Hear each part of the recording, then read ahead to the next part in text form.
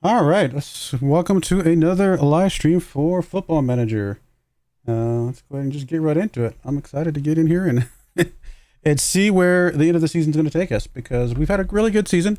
I mean, a few hiccups along the way here and there, but for the most part, yet another extremely strong season. I mean, we didn't even lose a game until right here against Stuttgart, which is crazy.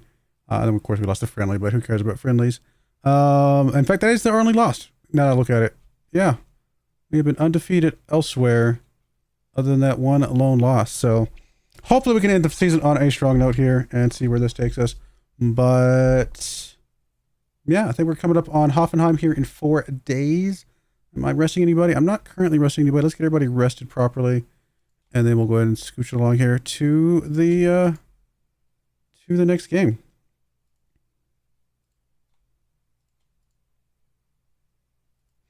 We'll see how this season ends up. I've been looking forward to finishing up the season for all week, actually, I guess, since last stream. So, obviously, we've already won the Bundesliga. We won that in a major way. So, nothing really to see there. In fact, we will be playing backup members in the Bundesliga from now on, which might mean we lose more games, but it's okay. It's not the end of the world if we lose more games in the Bundesliga. The important thing is to keep our starters healthy and fresh. I think I'm going to play my starters in this next game just because, I don't know, another cup win would be another cup win and another trophy for the cabinet. More points for me overall as a legendary manager. So, you know, we might as well throw whatever we got at it. The starters will have about a week's rest before that Man United game anyway, so I should be fine.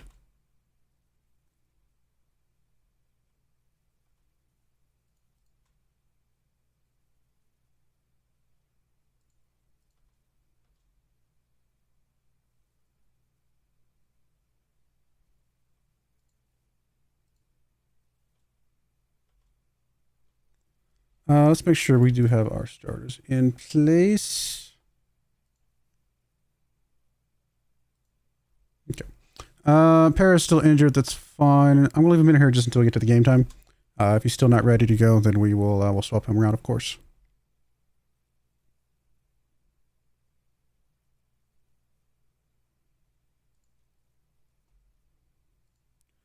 Do we have anybody that's going to be grumpy right now with playtime?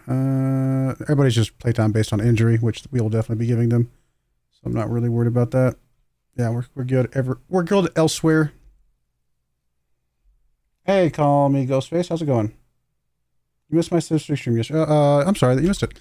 Obviously the VOD is up on YouTube, and then I will be continuing that run on Saturday. So if you want to watch it on this next Saturday, I will be there. All right, Perez, I mean, could technically play, but there's no sense risking him. Zavatsky, we definitely need to get out of there. That'll be Castro. And then we got Knapman. I think we can play Knapman.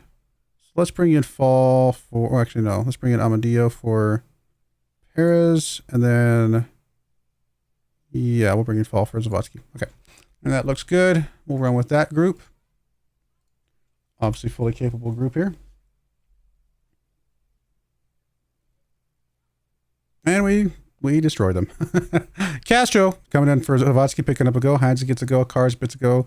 Lago with a go. Farkas with a go. Oster with a go. We got goals passed around. We were sharing of the goals. Unfortunately, 6 yet again injured because for whatever reason, this guy can never be healthy ever again, which is frustrating.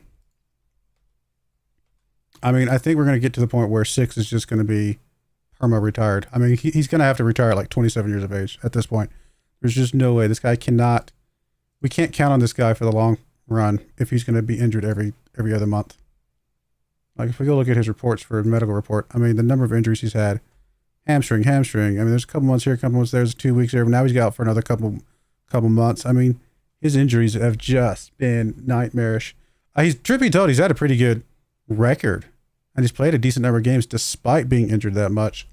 But we've got to find somebody better than him, unfortunately. The big problem with him is, though, he is German. And obviously for registration purposes, there's a very huge value for us for there. But we've got to find out who's going to be his backup. We've already got a backup for Perez when we think Perez is going to retire someday. Now, his is not necessarily an injury problem, although, incidentally, he is injured right this second. But more of him is just his age. We've got to get us a good backup striker in place of 6. Now, Elia could take the backup striker, like take that starting role. Supposedly he doesn't like big games. I think we've proven that that's just not the case. I mean, do we just want to sell 6 at some point? Get some money off of him and just knowing that he's just injury prone? I don't know. I think we kind of like let him stick around as long as possible. We just might swap into the backup role at some point. I gotta think about that. I just don't know who would be. I'm sorry, it's not Elia. It would be Osterk for his spot. That's right. Oh, didn't we have somebody though? We had. I might be thinking of my other save. Honestly, sometimes I get them confused. No, we don't have anybody currently. What about on our backup squad? Wouldn't be Fabricio. Wouldn't be any of these guys. What about second squad? There's Castro. Ah, yes. Okay, now I do remember Castro now coming in here as a potential option. Okay, and we might be able to train him. He's got good finishing, but honestly, we could probably train him as that spot. Although he does prefer left-footedness, so that's something to consider. We do have another striker in the wings that could come into those spots. Well, now that I know, I'm going to the red brand to watch it. Red brand? Going to the red brand. Oh, red brand. You mean YouTube. Okay. I did not. I was confused for a moment. I get it now. I get it now. All right, so yeah, unfortunately losing 6 is a pretty big loss. Oh, and it just keeps happening.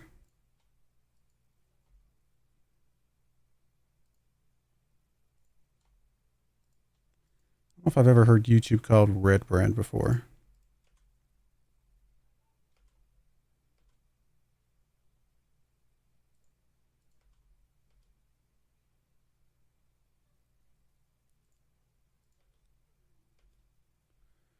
All right, Horvat, good job. Castro, other Castro. We got 2 Castros now. Obviously, the Castro that we were just talking about as a striker. I don't know, what is his first name, actually? Nicholas Castro. Gossipine is another wonder kid. I mean, here's a guy, Mendieta. Looks like he might be decent, you know? 19 years of age, Mexican, 7.75 mils, not that bad.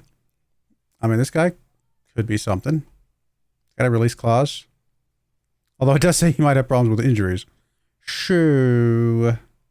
Something to consider, but still might be worth. I mean, look at the list of teams that want him. Well, that by itself tells me that he's worth going after. I mean, if that many teams want him, we know he's good. I mean, we obviously got plenty of money in the transfer budget. Transfer budget does not exist for us. We do not have a transfer budget. We ignore the transfer budget. Santos, a little bit more expensive than I want to spend for some Wonder Kids. Same thing for other Santos. Second Santos. You are also more expensive than I want to spend. I mean, this is borderline kind of within range, but and he is German. Now, I don't mind paying a premium for German players, right? Paying a little bit more money for a German player is fine, usually. I might come back to you. Martinez here. I'd really like to find us another like really cheap player, but if not, we might go back and look at that German player. Now this is way more than I would spend on a German player personally at this point in our career. Pena, again, a little bit more expensive than I want to spend. Same thing for Junior. I was going to say Junior at first, and then I realized there was not an I there. A lot. I mean, most of these guys are a bit more than I want. This guy might not be bad. Around 10 mil for a player. Another striker. And we got a lot of strikers. I mean, finishing's not terrible. I mean, his physicals are pretty garbage, though, if I had to be perfectly honest. Yeah, I think we pass on him based on physicals alone. But no, where's that German at? And actually, let me take another look at this guy. His physicals are definitely better. Now, his finishing is not as good, but the rest of this could be trained. I mean, he's only 19 years of age. By the time he's 21, 22, I mean, he's going to be in the green for a lot of these. His off the ball is good. Work rate's not amazing, but it could get better. I think he's worth going after for 7.75 mil. But do we want to go after Mr. German guy here? Where did he go? Stojanovic. I mean, not the most amazing player right this second, but he's only 17. He's got a lot of time to develop into being somebody good.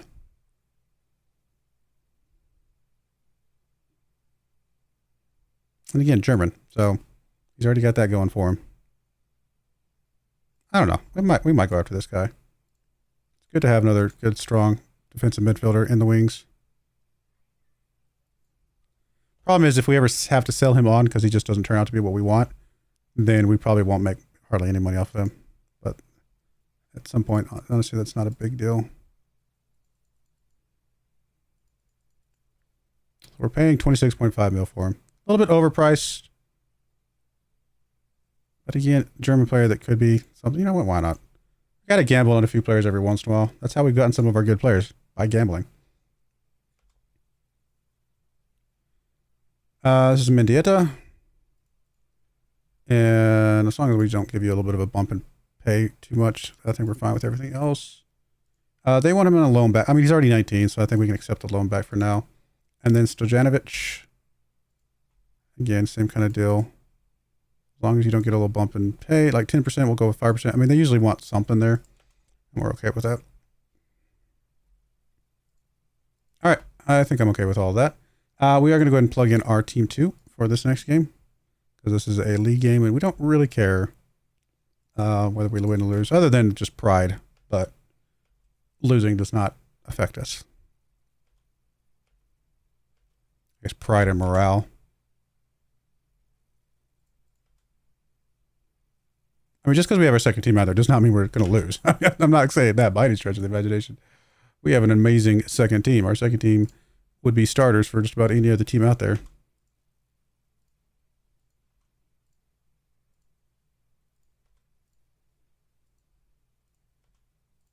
was watching a video today by a well-known YouTuber. You might figure out if I start talking about it.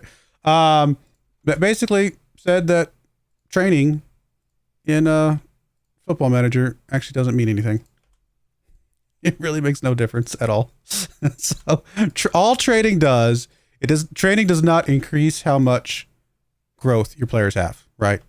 Your players will have the exact same amount of growth no matter whether you train or don't train at all. There's no difference on their growth. The only thing training does is it directs their growth. Like if I want to focus on somebody's finishing, well, then I can train them to focus on finishing. But if I do no training at all, that doesn't mean their finishing is not going to go up. And whatever point would have gone into finishing will go somewhere else. So let's say there's 20 points per year. I mean, that's actually not that much. But let's say there's 20 points per year that he's going to get every year. If I train him 0, he'll get 20 points scattered around. If I train him focus on finishing, maybe he gets 5 points of finishing and then the rest is scattered around. You know what I mean? Like training, all it does is it focuses. It does not have. So you could train nobody ever, and they will still develop just fine. Now, one difference is, did I just say the wrong thing to you? I might have said the wrong thing to you because I was talking. The one difference. What? How are you getting mad about me telling you did a good job? That's very strange. Very, very strange. Matches, though, makes a difference. The more matches they play, they will develop more. But training does not. Thought that was kind of interesting.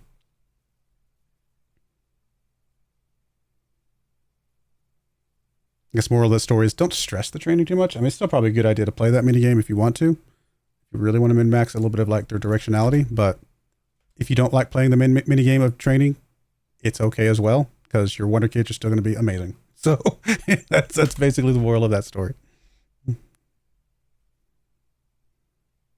I kind of figured that was the case because if you guys have noticed, I've given up. I used to be very focused on training and really min-max the training as much as I possibly could. This year in FM24, I did that in FM23. I literally min-maxed every single week, every single moment, everything about training. In FM24, I just didn't. I just chose not to touch training at all. I just like whatever the default training is, we'll go with that. And guess what? We've had amazing players. So it kind of makes sense. Our players are just as amazing whether I focus on training or not, which is funny. All right, so second team, nobody's injured there, but we do need to bring somebody in for 6 here. I guess we'll bring Amadio into that spot. Zavatsky, any money. We'll bring Suarez in here just to sit on the bench, I guess, something like that. Okay, let's go with that.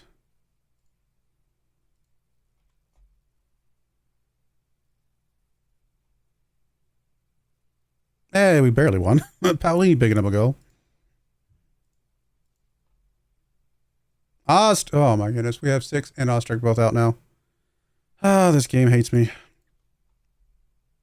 Now that's a question. How much does training impact their ability to not get injured?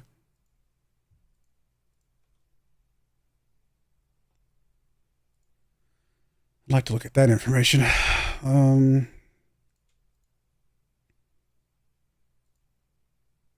we go ahead and bring Castro back in? I mean, Castro wasn't really set up to be that replacement necessarily. Honest, if anybody comes in there, Amadio, I think, played pretty well in that spot last time we had some injuries. So maybe we just bring Amadio up into that spot for now. I mean, we want Amadio to be on that left-hand side. That doesn't mean if he plays up front, he's going to suddenly like not know how to play on the left-hand side. I mean, Zavatsky is a proof of that.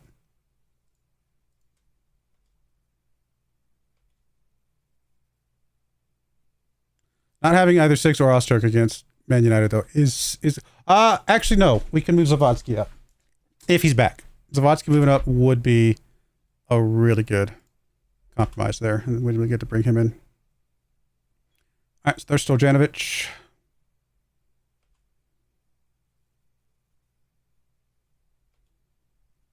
Maybe overpaid for him, but I think he's still going to be a decent player in the end.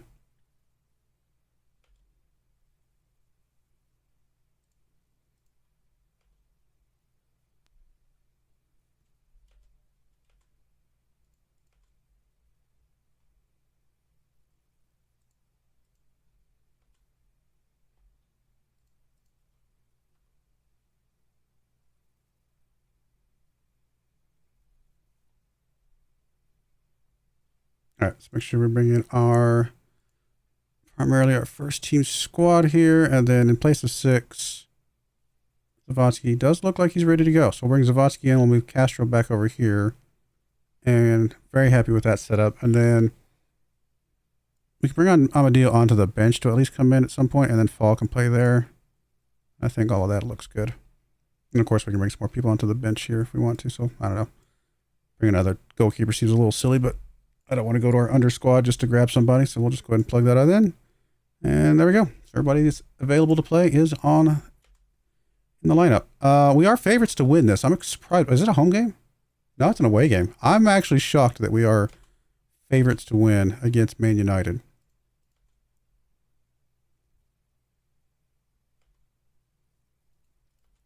Especially on their turf. I mean, I would say if they said that they were favorites to win at their stadium, 100% I can understand that. Look how many, we haven't even finished the first one of these, and we've already got 3 of these now because he keeps getting injured. Like, the guy cannot not be injured right now, which is insane. Wait, what was anybody that good there? Ferreira looks like somebody. I mean, 17 years old. Honestly, Monotti does not look terrible, but Ferreira, center back, he's actually not that. Like, just, he's got a couple good things. Aggression, bravery, sure, what to do. Tackling looks good, but other than that, I mean, he's tall. He is only 17. I got to remember that. I mean, he will develop more physicals in time. But will he develop enough physicals to make up for, like, it's just pretty bad. I don't see him being, he is a model citizen. That probably means he's going to develop really well in time. You know what? Let's give him, even if he's a player that we never play, I bet we could sell him for at least 20 mil someday, 25, and make some money off of this guy. Okay, I'm convinced that at least from his model citizen standpoint, he has the potential to get as good as he's possibly going to be, which may actually mean that he becomes worthwhile.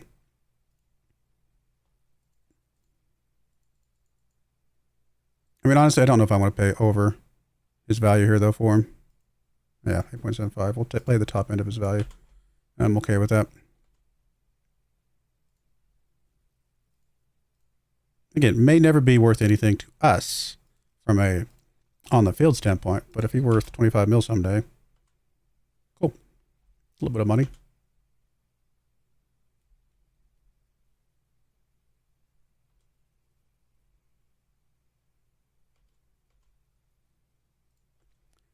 All right, we already got the team lined up. Zawadzki can play 75 minutes. I'm okay with that. We do have some people that can come in for him. Let's go.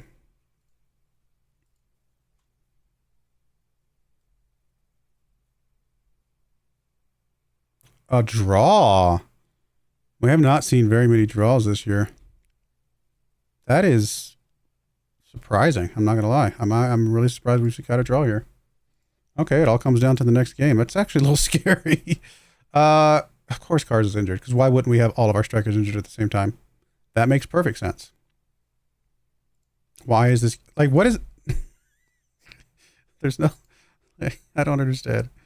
Statistically, it should be impossible to have 3 of your strikers injured more than once in a season.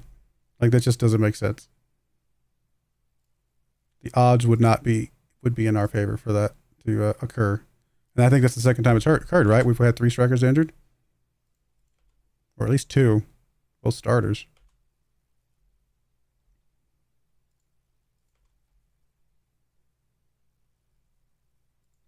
What's going on with YouTube? YouTube chat keeps saying it's disconnected and then reconnecting. I'm not sure why. It's very strange. Happened the last few days or a couple weeks, I guess. I don't know if it really matters any. I mean, it's fine. It's just kind of strange. Don't understand the injuries at all. Caro looks too expensive for what we want to go for. We're not going to gamble that high. Lancaster might be more within line of what we would be looking for gambling wise. I mean, he does look like he's going to be pretty decent someday as well. I mean, it's a little bit higher than I'd like to spend, but not massively higher. Oh, so now they're wanting like a lot more money though. I'm not paying 26 mil for the guy, that's for sure.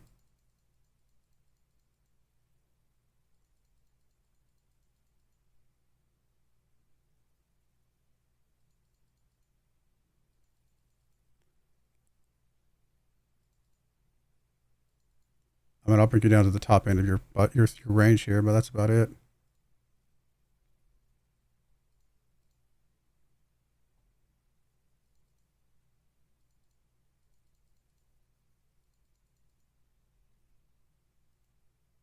Okay. I'll give you a couple ticks more. We'll make that offer. I don't want to go crazy for him. I don't think he's worth that much. So if they say yes to that, maybe anything more than that, I'm not really that worried about it.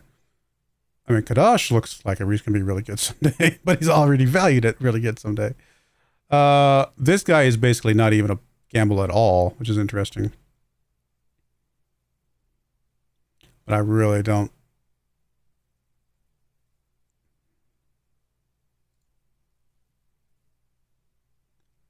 I mean, the only good thing about him is that he can play all over the place, which is kind of cool.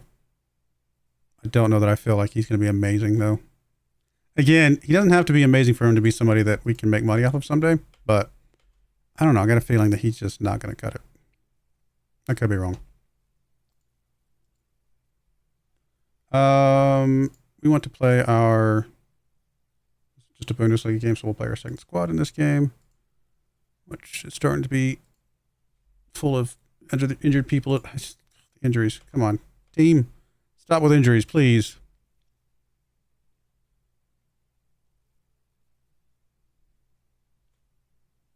There's Ferreira. Mendieta. All right, couple more Wonder Kids coming in, or potential Wonder Kids. And he's listed as a Wonder Kid. He is not. All right, so they actually are okay with the 21.5 mil. Again, it's a little bit rich, but I don't know. I feel like he might have a little bit more potential than some of the other guys. And again, he's only 17, so he's going to have a lot of development time. All right, how many of you guys are going to be angry that I tell you did a good job?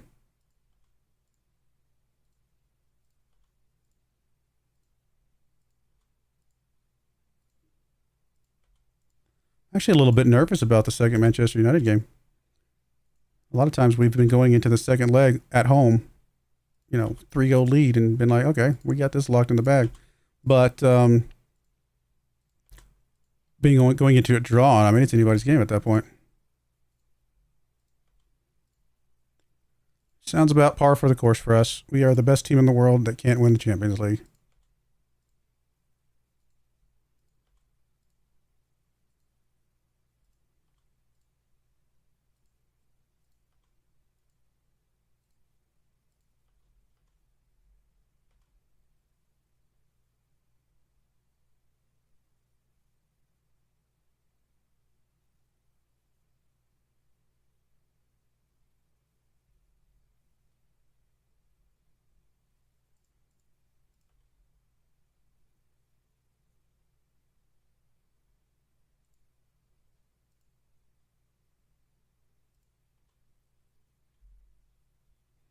All right, the injuries have plagued us so much this year as well. It's part of the problem. Transfer spend.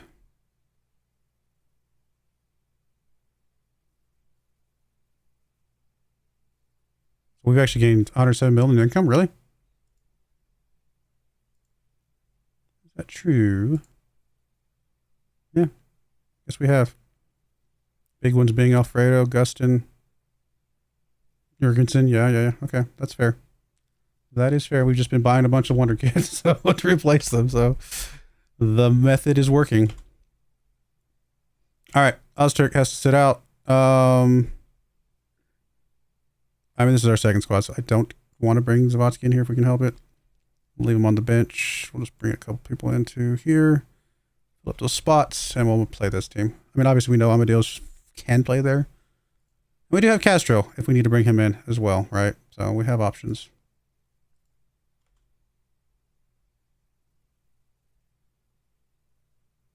Yes, we did actually win that game.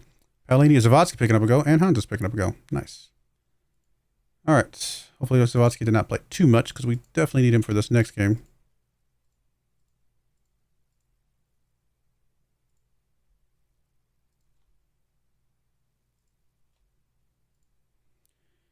But, yeah. In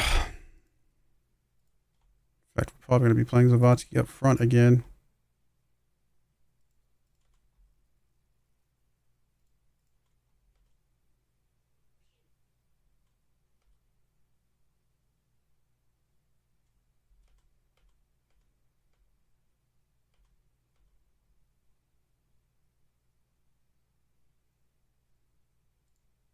Might need to bring Castro onto the bench, actually.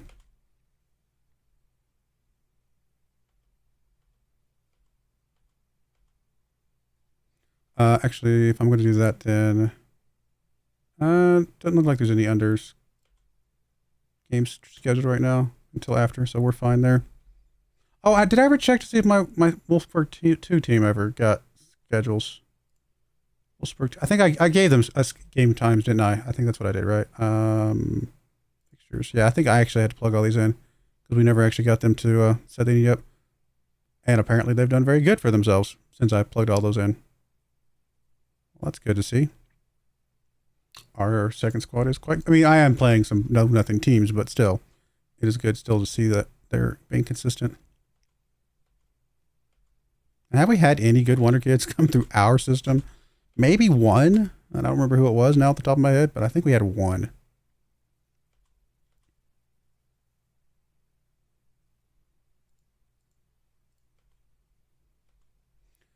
All right. We are, again, favorites to win, but I'm not sure how I feel about that. We are... Let's go and bring our first team squad back in. Minus our strikers, apparently. Okay, so definitely Elia comes in for cars. Definitely Zawadzki moves up for 6, and Castro moves on to here. And then onto the bench. We'll just bring in Almadillo. We'll bring in Fall. We'll bring in Suarez. We'll bring in Chicho. And probably some guys on the under 21s and other squads that we can bring in. Obviously, we said Castro. So we'll bring in Castro in here. Who else was that we know about?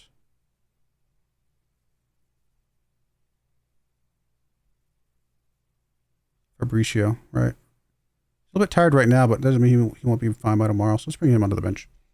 Never mind, he's not registered. Didi's unregistered.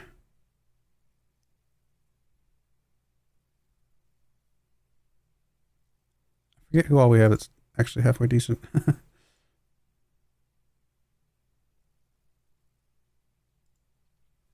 Go look real quick. Carrillo, Benatal, Didi, and Sosa. Carrillo, Benatal, Didi, and Sosa. There's Benatal. He's unregistered. There's Didi unregistered. Carrillo is registered. Okay, we can bring Carrillo in. And then Sosa. Sosa is not registered. Okay, so Carrillo works, though. You can be happy with that. Actually, Carrillo is a good idea because we have Zavotsky playing up front, Castro playing on that right-hand side, and Castro doesn't currently really have a strong backup. So Carrillo being able to be a backup for him is actually a really good one.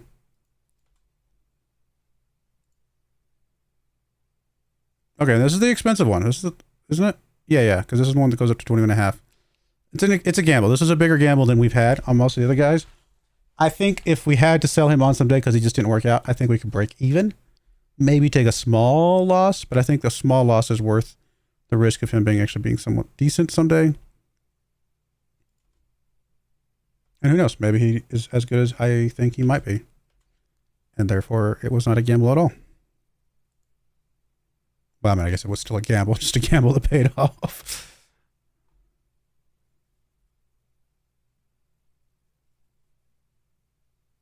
Considering exploring options available at the end of the contract. Really? When's your contract end?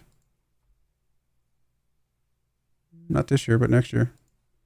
I mean, you're getting old, so...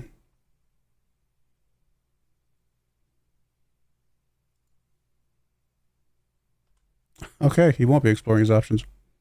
Well, that was easy. Do we want to just lock him up as a future? Yeah, I think we might want to just go ahead and give him a contract. Especially now that he doesn't have a manager.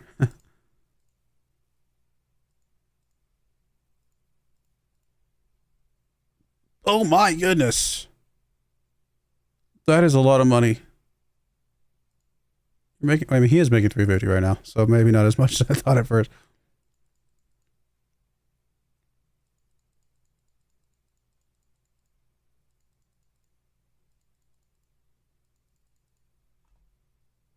You actually only want a 2-year contract? Really? So we're actually only extending you by a year.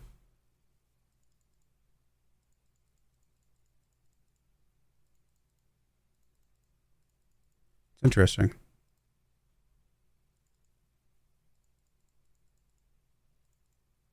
I mean, honestly, all we're really doing is giving you some loyalty bonus because we're probably going to get you locked into about the same wage.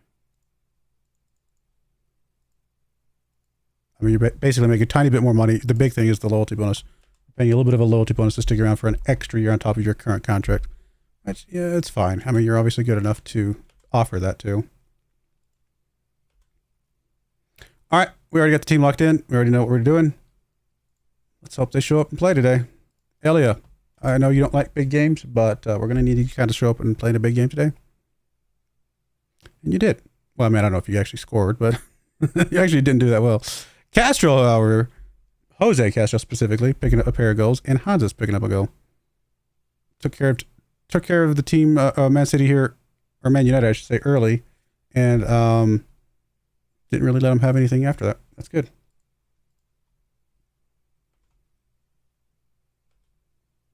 We move on.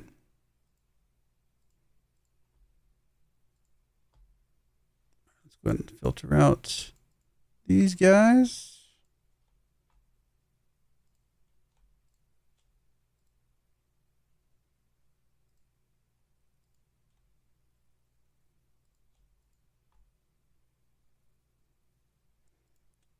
Okay, Carrillo in there.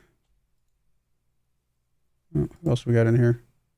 Maybe Nicholas Castro's throwing stuff funny here. There we go.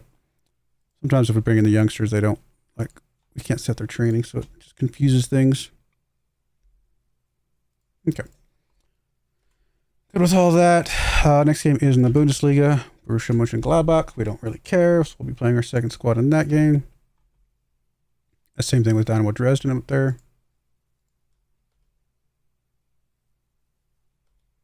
And I'm guessing we're playing Inter, which is the other team that could be argued as the #1 team in the world right now because they have so many top players. Like, they are absolutely our competition. I mean, this is This is a proper final. Absolutely. These are the two best teams in the world right now. Inter has so many top tier players. And we have the rest. You know, we have a lot of good ones too, but they're in a good spot. I mean, who do they have that I really... Do they have any of our players from back in the day? I thought they did at least have a couple. Maybe not. I think I've been trying to avoid selling them any players because I know how good they are. And that would make them that much better. But if you go look at the top 50 player list, like a massive chunk of it is just Inter players right now.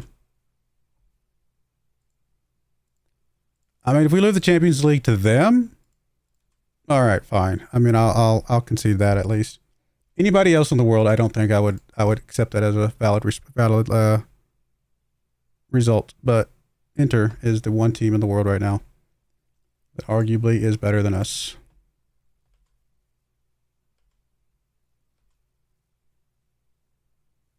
Osterk's back. Okay, that's really good to see. More time to keep 6 promise. Which one of the 3 promises that we've given him that we're going to play him if he ever shows up from being injured and stops getting injured? Oh, goodness. All right, let's go to tactics. Make sure we plug in our second team here. And we'll do any swap-a-doos around once we get to the actual game here in a minute.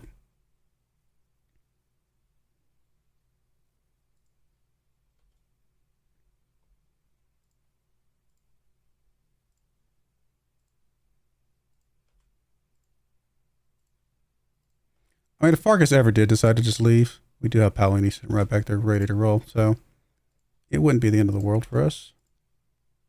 As well as Fall sitting right behind him, ready to be a backup, you know, like a consistent backup.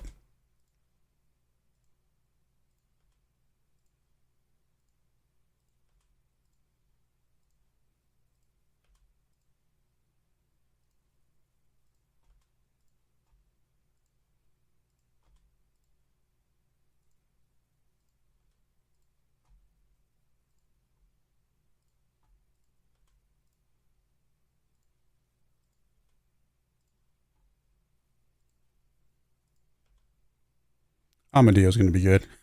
Amadeo's going to be really good. I mean, I don't want to lose Perez too soon, but I would not be too devastated if he decided to retire here in the nearest future because we're ready to roll with Amadeo as a backup behind Horvat.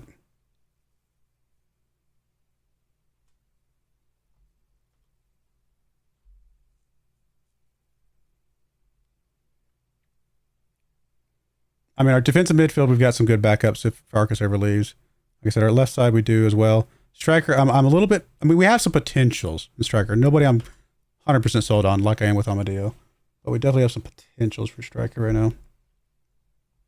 Now, I suppose the other option would be if we have a strong player on the right-hand side that could play behind Castro, which maybe Carrillo can do that. Then maybe we just move Zavatsky back up to striker until he retires.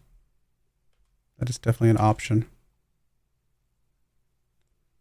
Oh, we got taken over on the bottom spot here. I mean, we make more money than we spend on wages right now by a significant margin. All right, so Herrera is suspended. We will bring in, I guess, Blanco back into that spot. And then we'll bring in Vergara here. And I guess just Amadeo can sit behind for 6. Osterk's back. That's good. I'm glad his injury was not too devastating in that regard. And let's go.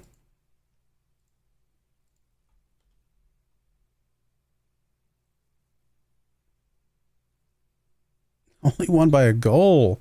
Zavatsky picking up the goal too. Zavatsky our top goal scorer. Oh, Castro, no. That's actually kind of rough because we need Zavatsky to be able to play up front, but I guess we're going to have... I mean, Osterk is back now, so I guess we're mildly okay, but that's... Yeah, injury to him is not good. Plus, I don't want him to get into injury trouble like this early in his career. I'm hoping this is like a fluke type of thing. How are we looking in the competition stuff? Osterk is actually second in the league on 17. I did not know that. Elio's down here at 13. Zavatsky's at 12. Castro's 11. Horvat's 10. Horvat's 10. That is interesting.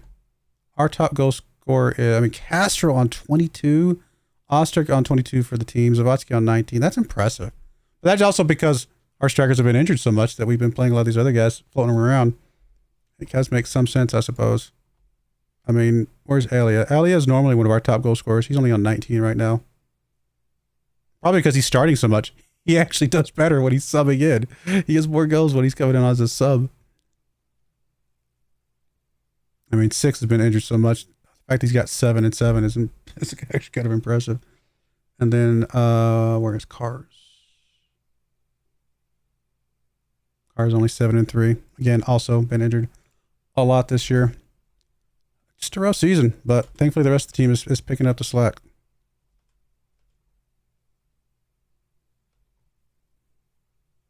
Right, Farkas getting a little bit of a bump. Not much, but keep him around just a smidge longer is fine.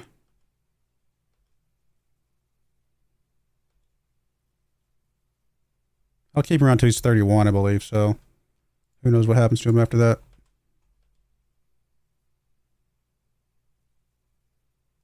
I'll take him to the retirement home after that.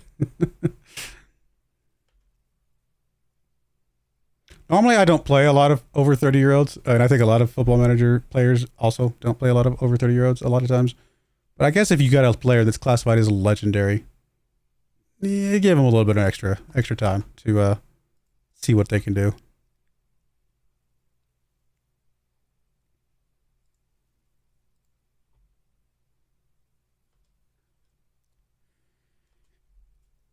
Can't argue with a legend.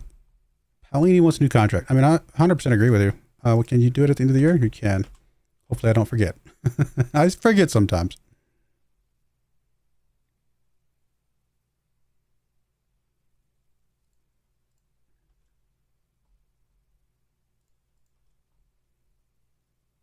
So far, you're the only one looks like we've promised a contract to.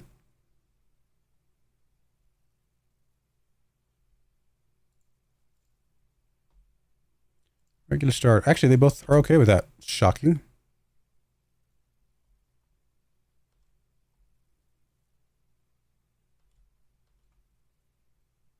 Of course, we're going to play our second team against Dynamo Dresden here.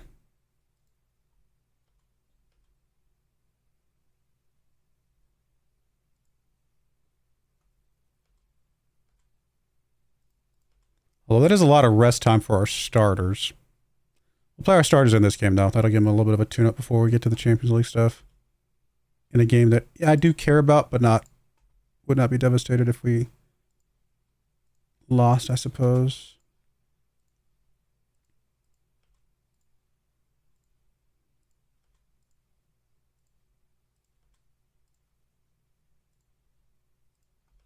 And LA is already 26 years old.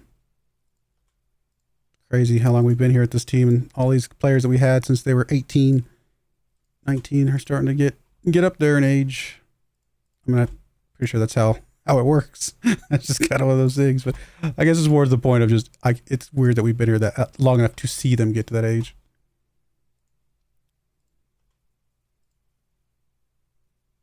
I want to see more legendary players. I guess Vergara is never going to be legendary.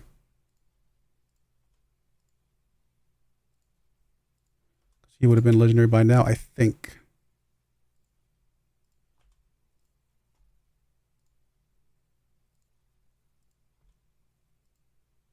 Surely Zavadski's going to become legendary someday. That just might be my own personal feelings for him.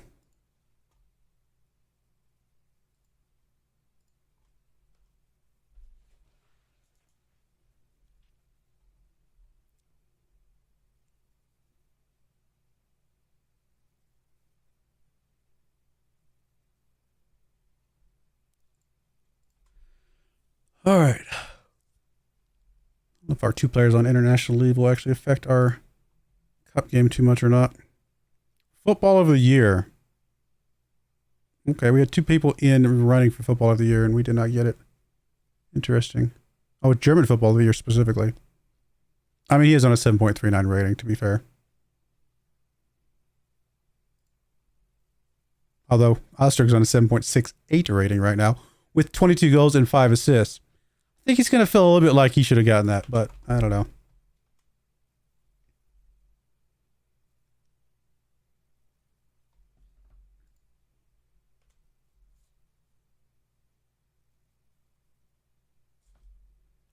All right.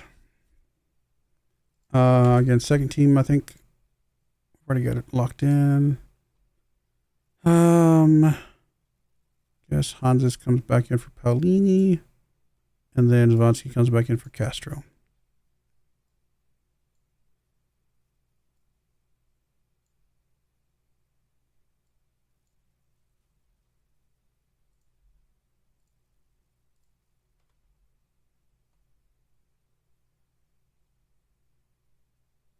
Hey, we won again.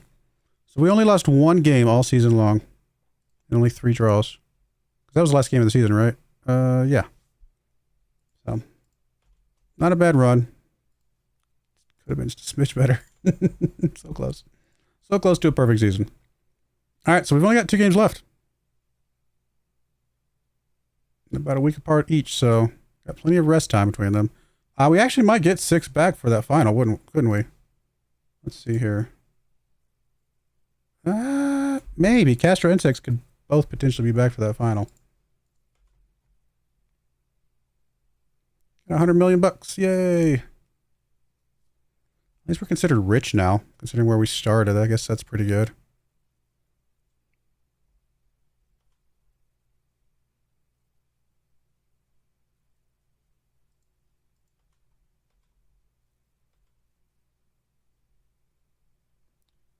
Any talks regarding your future expectations will commit? Oh yeah, I mean, that's fine. I mean, we're... All right, so board's still just giving us a B, though. I mean, we've literally just dominated the league so many years in a row, and they're still just a B, because I guess we're so dominant.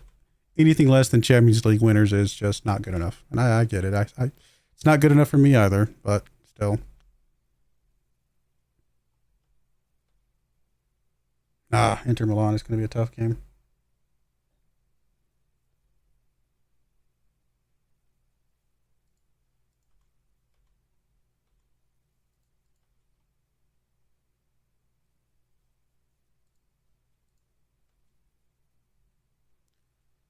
Oh, come on, game. Why do you do this to me?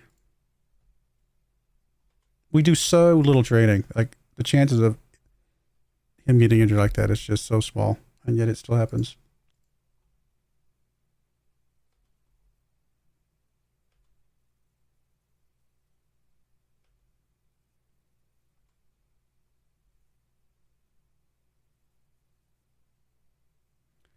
I mean, if Castro's not back and Zavatsky's not back, we're playing a youngster on that right-hand side, which means we pretty much lose. I could see us losing the Champions League because of Zavatsky being out. Like that alone is going to be what puts us out of the Champions League.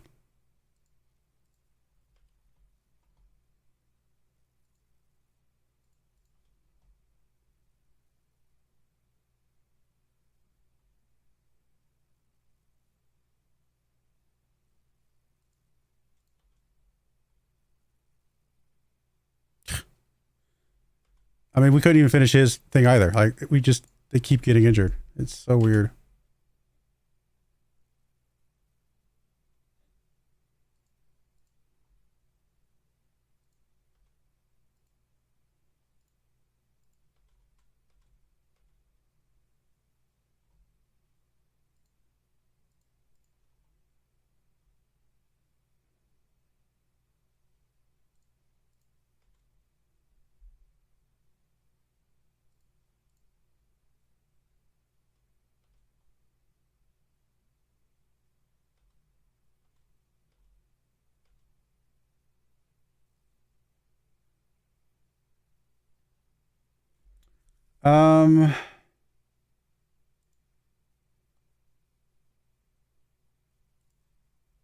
Carrillo, I'm going to temporarily move you up to the senior squad.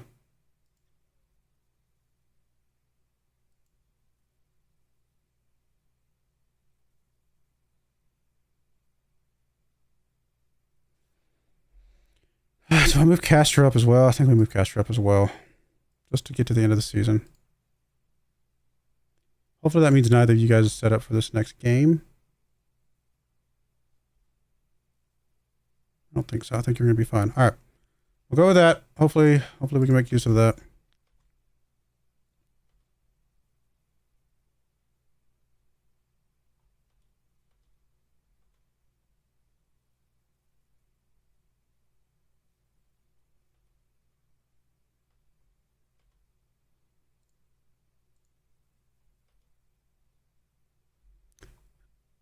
tell them they're expected to win. I would agree.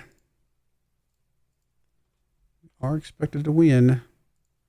All right, we'll put in our first team squad for this. Except for Zavotsky. Obviously not Castro, so I guess Carrillo. Do we want Carrillo or do we want Fall? Let's see. Who shows up better here? Fall does show up slightly better, but not by much. I think we do play Fall, but we bring Carrillo on as a sub. And then for 6, of course, Ozturk in that spot, and Amadeo on as a sub. Okay, I think that's our team. I think we're okay with that. We know Fall can play. I mean, Fall is not a bad player by any stretch of the imagination. He's played 24 games this season, 5 goals on a 7.08. So, but that's all been in defensive midfield. Still, I think he's going to be fine out here on the wing. It's just good to have some people in here available to jump in if we need them.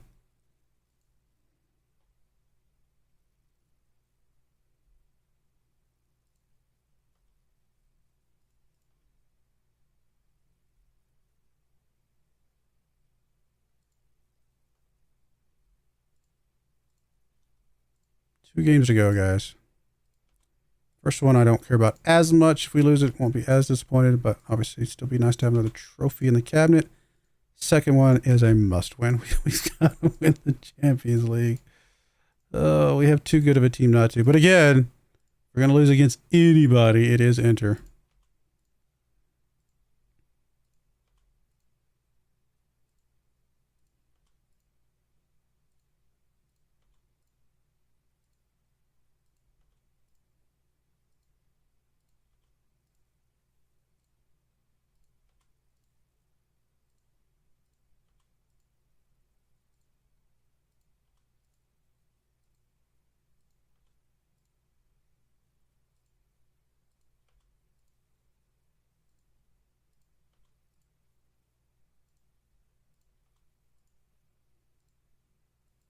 Okay. Let's get to it, guys.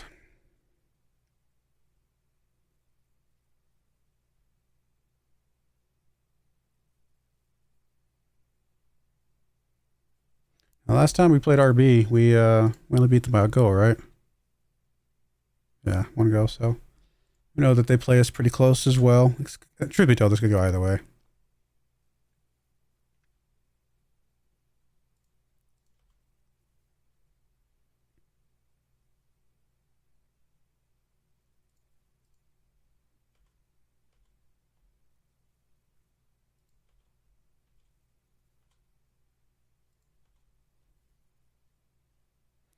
We got the lineup set up. Let's go.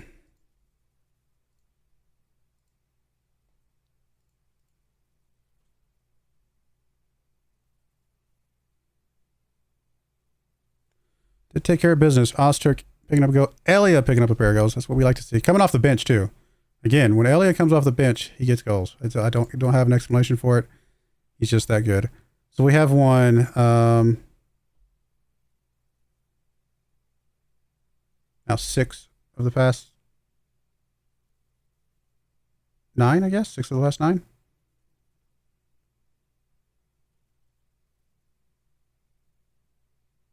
That's not bad. 5 of the past 7.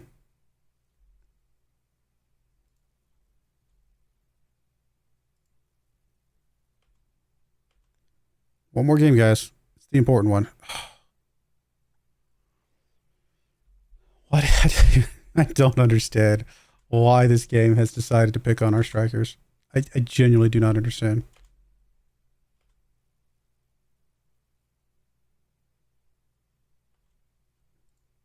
Wait, is De Bruyne calling us a legend now? Well, then let's rename the stadium after me. I'm just saying. Feels like I deserve it.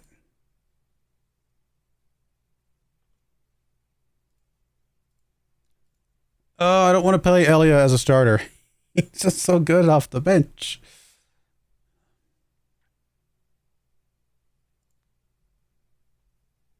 I cannot believe this game just did that to me.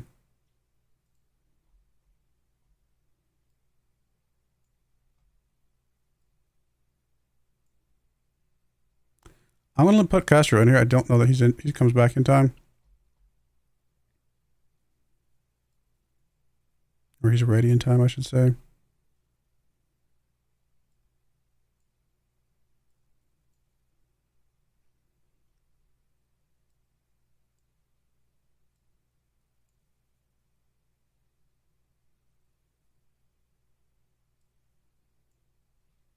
We'll reevaluate once we get closer to the game.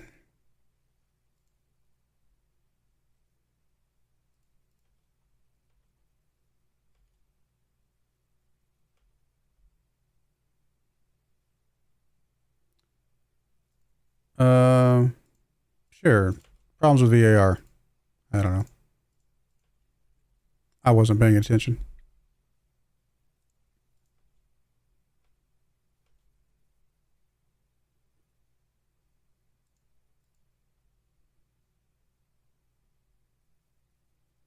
$8.6. Wow. That's impressive. Wow. I mean, he didn't even play in that last game, obviously, but because he was out injured. It's pretty good performance. I mean, he's going to be a good one for us. It's kind of like that sometimes. We got players that are like really, really good, obviously good enough to be starters, that are sitting behind our actual other starters because our current starters are also very good. Benatti does look like a decent player someday, but I don't know. I'm kind of ignore him for now. Prefer to go for the youngsters here, where we can truly develop them as much as possible.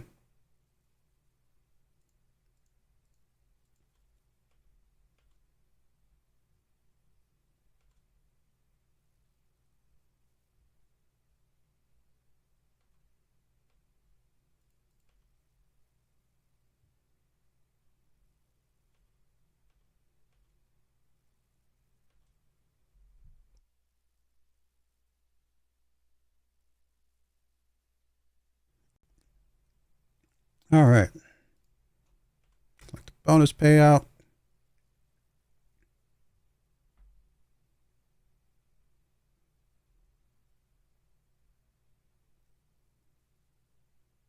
$34 and they survived.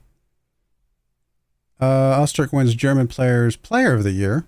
Hey, good job.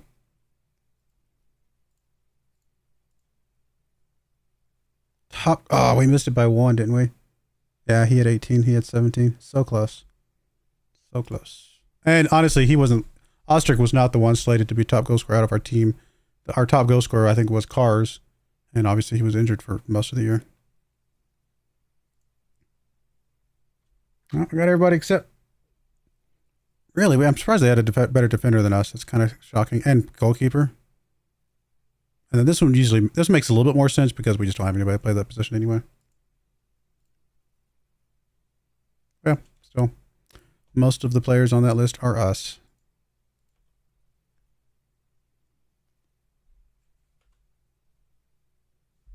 Vergara. We're going to have a tough time putting a team on the field, apparently.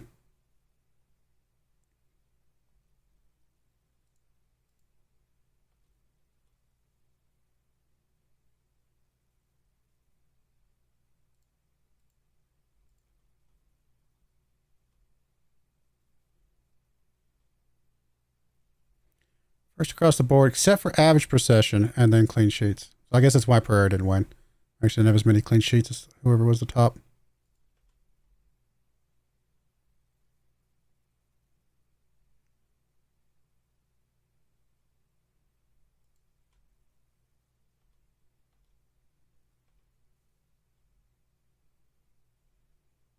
I vaguely remember thinking Bragg was going to be good someday.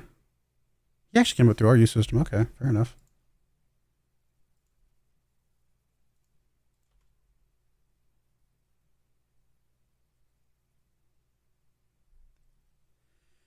Which probably explains why he's not any good, because our youth system has not produced really anybody any good.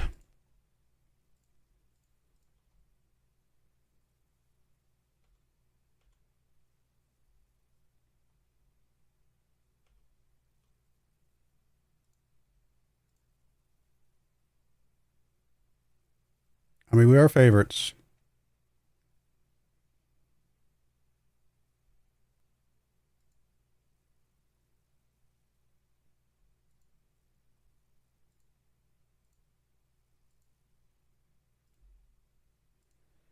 Is Castro going to be ready to go? It looks like Castro will be ready to go. That's a big win for us. He's really, really good this season. Broyar, however, will not be. So, guess we bring Herrera in for Vergara. I mean, just so I don't have to swap somebody around, we'll just do that. It's fine.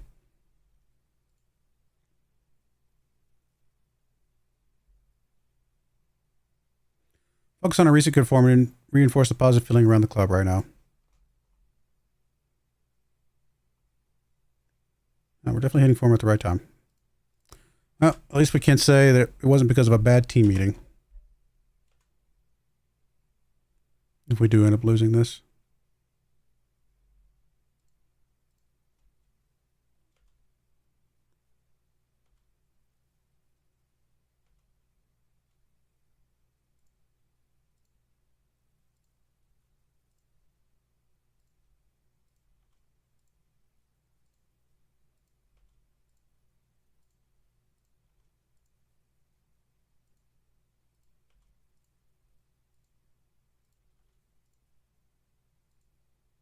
I mean, if Chicho's training that well, maybe we actually bring Chicho in for this game.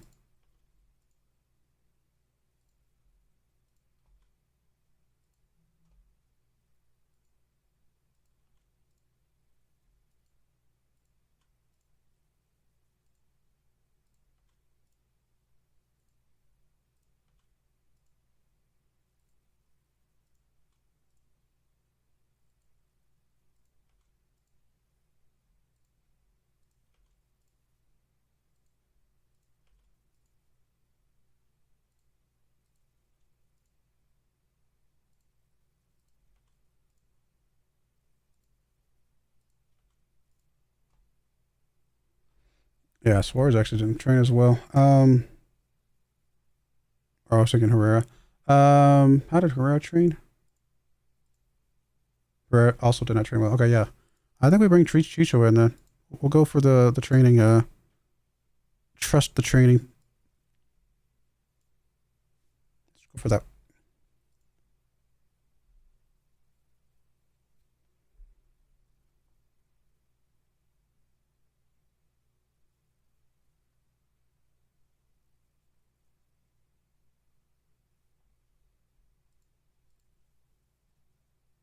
Board expects to win. Supporters expect to win. I expect to win. But again, Inter is very good. So,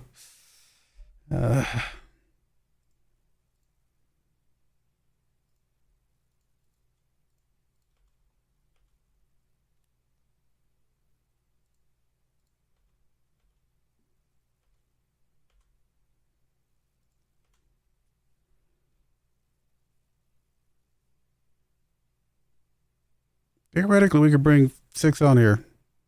All right, we'll bring him on for Kuznetsov. Just if we just absolutely feel like we have to have him. Cars, I don't think so, though. All right, I think we go with this. Definitely a team that's good enough to win this. I don't know that they will. Who knows? Oh, come on.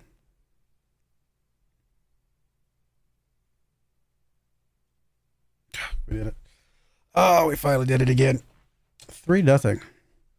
Paris. Oh, look, our legendary players are picking up all the goals. That's actually pretty cool. The legends. Getting all the goals. Chicho, 7.1, not bad. Anybody else we wanted to look at? 6 actually did come on and play, and on a 7.3 too, so it was probably worth bringing him onto the bench. Thankfully, he did not look like he got injured again. Wouldn't have put it past him, though. Castro actually had a 6.8 on that one. All in all, a good game. So hopefully the board is now happy with me again.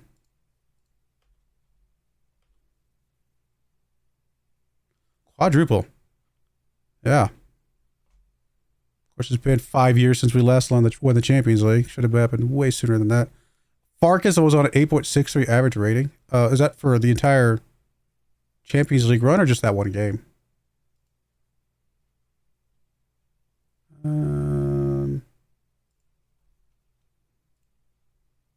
Okay, it's just that one game.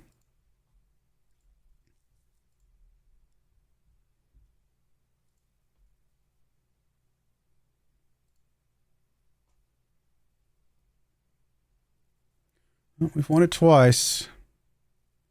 That's a big one. Good job, Farkas. Oh, no, wait a minute. Did he? What was his run? Okay, in the Champions League, he was on a 7.2, which is actually also really good. Farkas is just extremely good. Do we give us? Oh, finally get us up into the A's. I mean, the supporters still don't give me an A yet. Board at least didn't give me an A minus. Thank you. How are you reserving judgment on winning a domestic cup when we just won a domestic cup? Very confused by that. We just won a domestic cup. Oh, you guys are so weird. They want us to get rid of the rivals that we've never even seen. I guess I need to start scheduling games against these guys somewhere because apparently they want us to get better of them. They're considered our rivals, which who knows what that means. All in all, though, we did good. Are we considered the best team in the world now? That's the real question.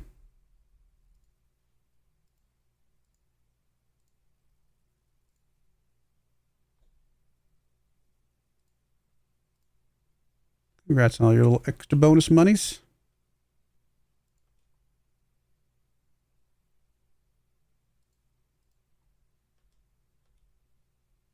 We were at second or third, weren't we? Like we were up there, I think.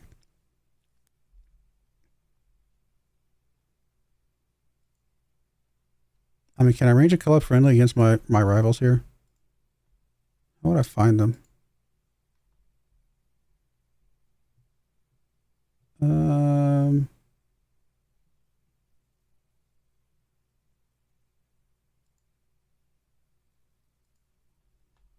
I don't even know how we would find them. Leagues.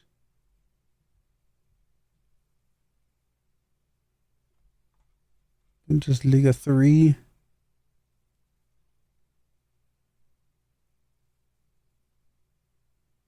Did I miss it? Oh, right there.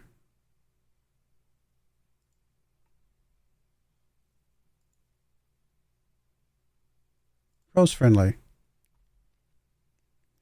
I mean, no reason, but just to say, let's get us a friendly so that we can make our supporters happy the one time they want us to play them. Player of the season in the Champions League, Slovatsky. Love it. I would agree as well. Dream team. None of our attackers, though. Probably because of the fact that they are all injured and we had to rotate so many of them in the round. Broyar got goalkeeper of the season. Netman got defender of the season. Perez was third on midfielder of the season. And then we didn't have anybody in the competition for forward of the season, unfortunately.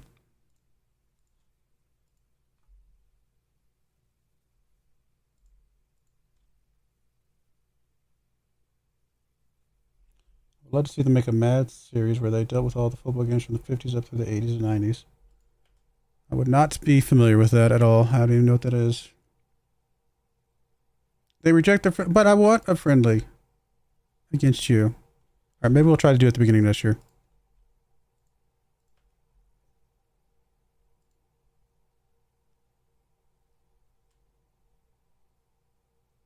Oh, Madden. Gotcha.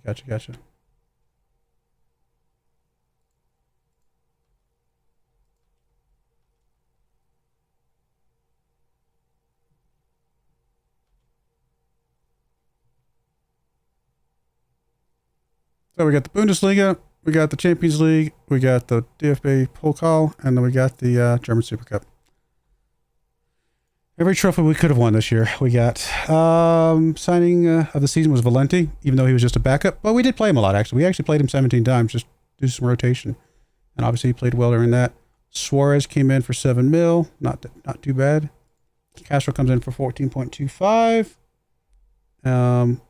Well, yet to determine if he's going to be worth it, but I think he has potential. And of course, Creel coming in for 6 mil. Again, another player that looks like he has a lot of potential. Transfers out. Anybody that they absolutely hated? No, not really. And then loans out. Yurt Guven, Johnson, Neto, Bapti, Hussein. Really didn't like the Bapti loan out. Okay, fair enough. 48,000 Average attendance, 97% full, not bad. Obviously, we absolutely dominated the Bundesliga this year. Had the 1 loss, 3 draws. Champions League, we only had draws. We never had any losses, not even in the league play. So there's that.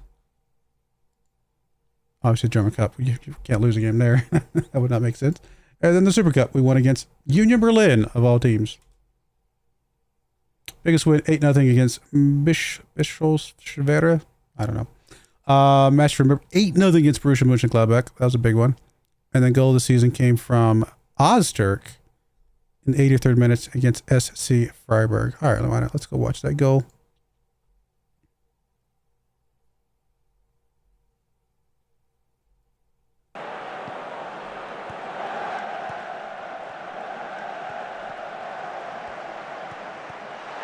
Easy go from Zawadzki there.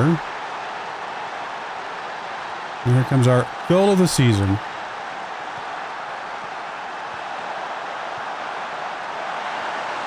Decent goal. Decent goal. I'll give you that. Not too bad. Not too bad.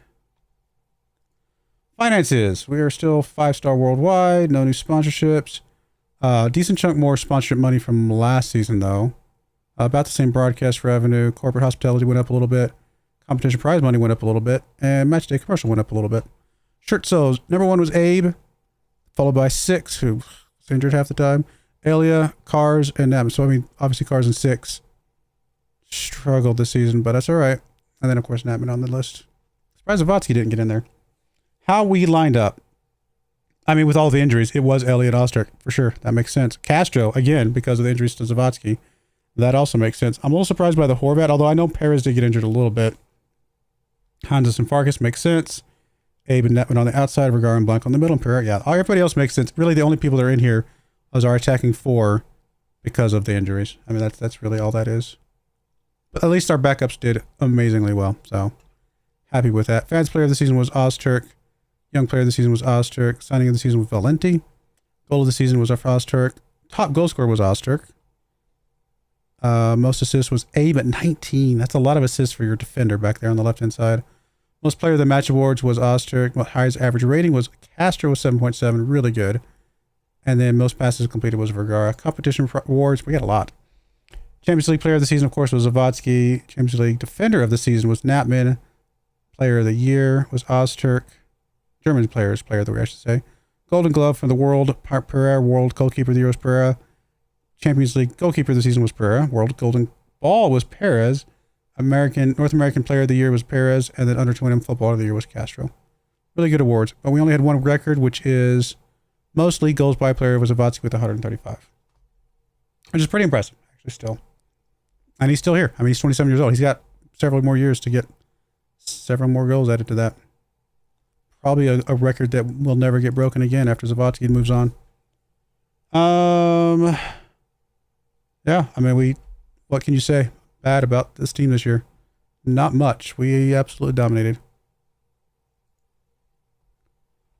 Farkas named in the overall best 11 squad. Does he move in? He doesn't move into a starting spot.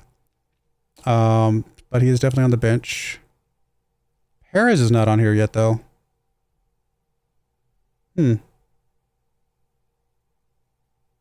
Ozturk taking the starting spot. Actually, 6 in Ozturk. So both of our DLFs are actually in the starting spot here with our 2 advanced forwards, Cars and Elias, sitting on the bench. But pretty much, I mean, this entire lineup right now, our best 11 squad is a team that we have today. And then as far as substitutes, the only people that we don't, like Grabara, LaCroix, and Kaminsky, those need to get replaced with some of our players, and then we've got the best of the best. Of course, Alfredo and Johnson moving on. Alfredo at Real Madrid, Johnson at Newcastle.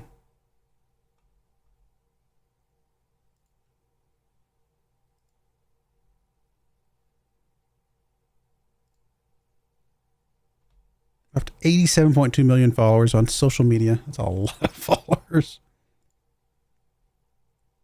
I mean, we'll accept whatever you throw at us at this point. They wants to continue to challenge for the Champions League and, of course, continue to win the Bundesliga. Makes sense.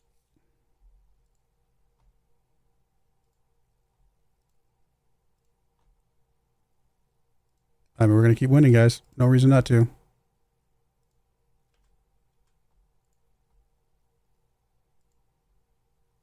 Oh, the injuries. Oh, boy. 6 injuries for 6. 5 for Cars. 5 for Zavotsky. Just struggle with injuries this year.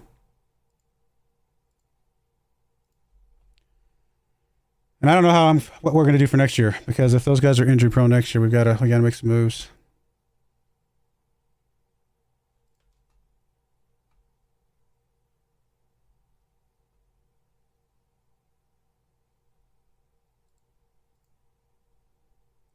Board have announced plans to enlarge stadium by 15,000 seats.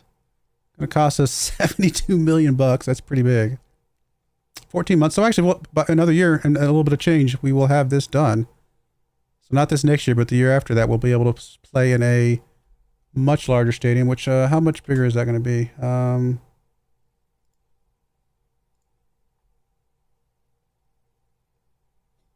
Okay, so I think that said 15,000 seats, didn't it? Yeah. So we're actually going to go up to 45,000 seats itself. I don't know what the total capacity would be, but yeah, that's going to give us more total seats than we have current capacity. That's pretty good. It's a lot of money, though. 17 million bucks is a lot of money. Presumably that drained our bank account pretty heavily.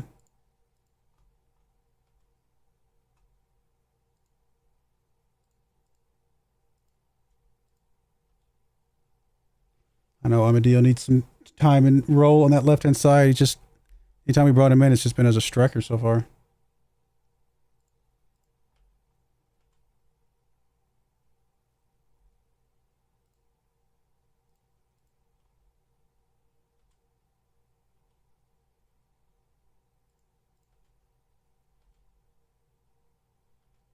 Oh, we got to offer a new contract. Sorry, almost forgot. That could have blown up in my face, made him angry. He's making 150 grand per week right now.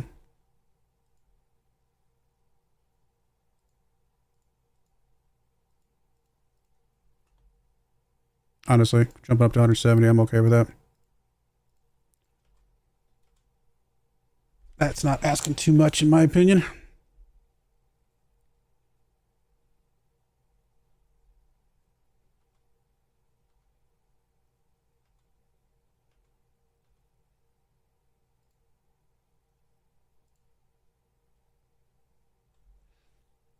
We got another year, but I guess we will offer contracts to all these guys.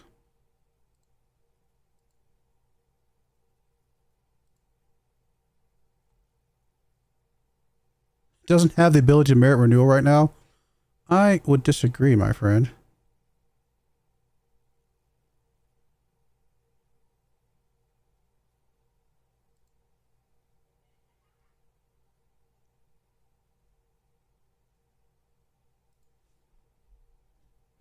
I remember to give Horvat a new contract as well.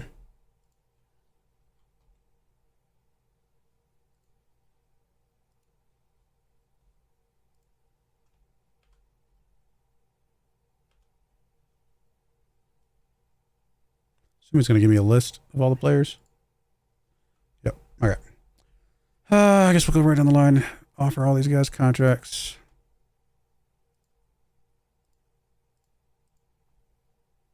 $175 right now. You want 165? All right. No, we won't even argue with that. You can have it. Hansis.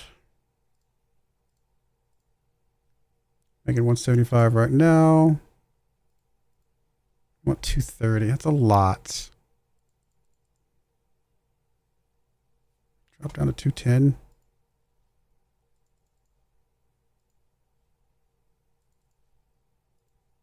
Oh, he's worth it, but still, it's a lot of money. All right, fine. We tried. Herrera. Hopefully, we're not paying you too much because you're still just a youngster. 6,500. Okay, well, I mean, anything you want at this point is probably fine. You want 52,000. All right, fine. I can give you that. Cars, of course.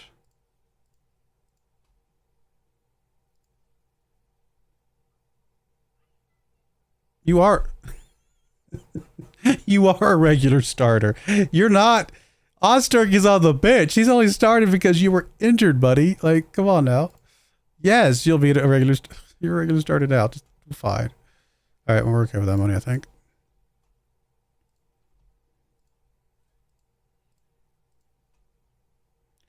$50. Even though I think that's a promise we can definitely whip by. I mean, yeah, we're okay with this money as well. I'm not gonna mess with any of that. And then, oh look, we're back down to a B. Because of course we are. Horvat, I believe was the other one, right?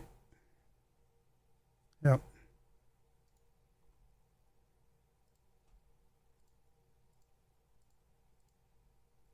Making 235 right now.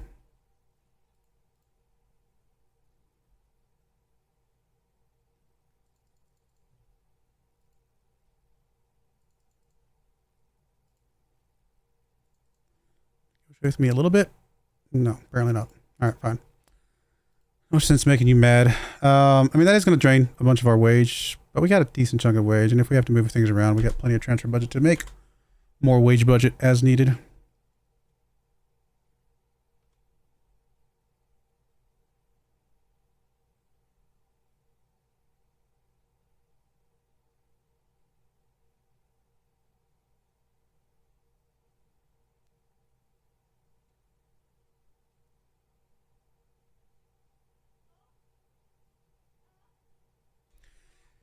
Yeah, I don't know what we're going to bring in. I mean, we have a couple guys that we had out on loan that may come back and be able to filter into the team. I mean, as long as our team stays healthy, we've got, like, there's no changes that need to be made to our team. It's just the healthiness side of it that just is the worry right now. We're not losing anybody right now. Honestly, I am kind of okay with Cousinstov dropping down.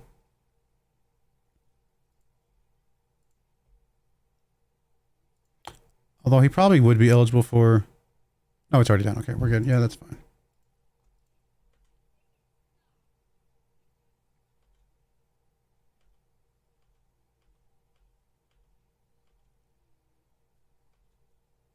One of these days, we're going to lose one of our star players just because we can't... We're just not going to be able to help it, but hopefully not for a little while.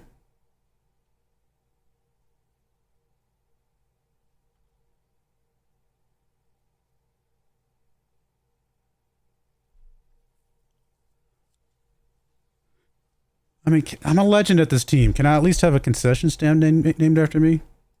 Just saying. Like, if I can't have a stadium named after me.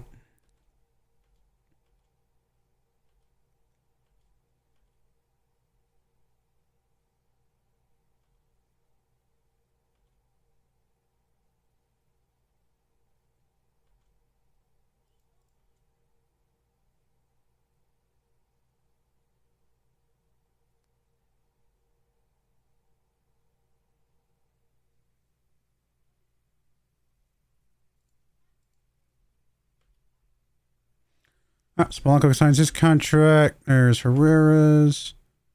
I have no idea who you are. Ramirez. Oh, international. Okay, yeah, international. Okay, for sure. Good job, Chicho.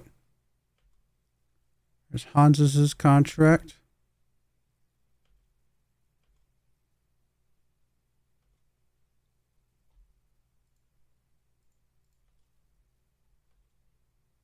Paolini's contract. Okay. We care about you? No, not even a little bit.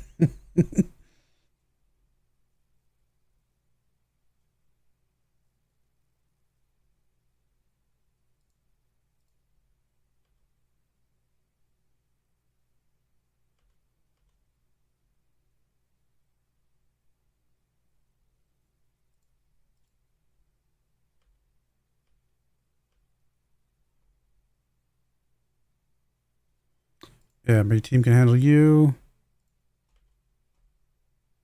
Abe is actually okay with dropping down in his playtime. I mean, he's still going to get tons of playtime, but it's interesting that he was okay with it.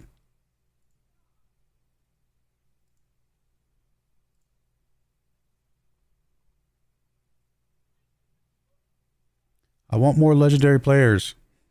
When's Zavosky's birthday? Not for a little while.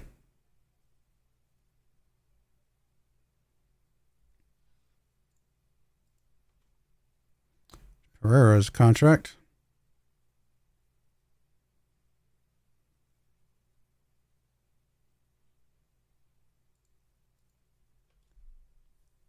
I mean, we just signed Horvat to a contract, so I'm not expecting him to go anywhere.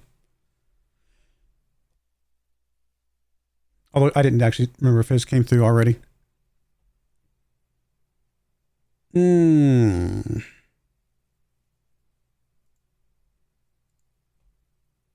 $6 million for this guy, and he's worth up to 51 mil right now. I mean, we do have him slot into our future, but as a backup, which means there are other people that could flip into that backup spot. I would say no. But I mean, if they offer me enough at some point, I can't say no forever, because this guy is just, you know, I think he's going to be great for us, but at the same time, if he's just worth a lot of money, he's worth a lot of money. I don't know. I have to think about that one. It's kind of a future player for us that we would love to keep around for that reason.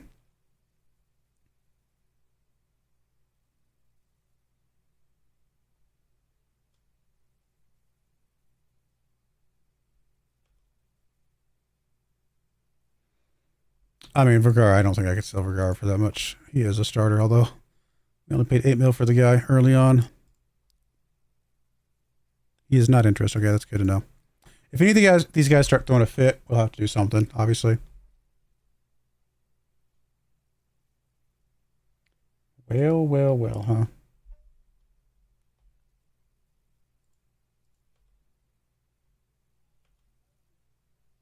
All right, there's Horvat signing a contract, so that should get rid of any talk of him leaving. There's Carr signing a contract, so he's going to be stuck around for a while as well.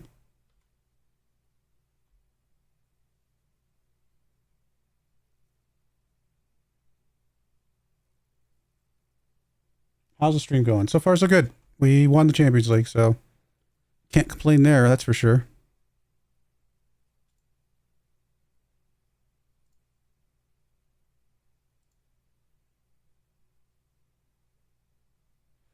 See anything new jumping out of me in these screens? Still scouting the world. Just want to see where we end up reputation and overall rankings.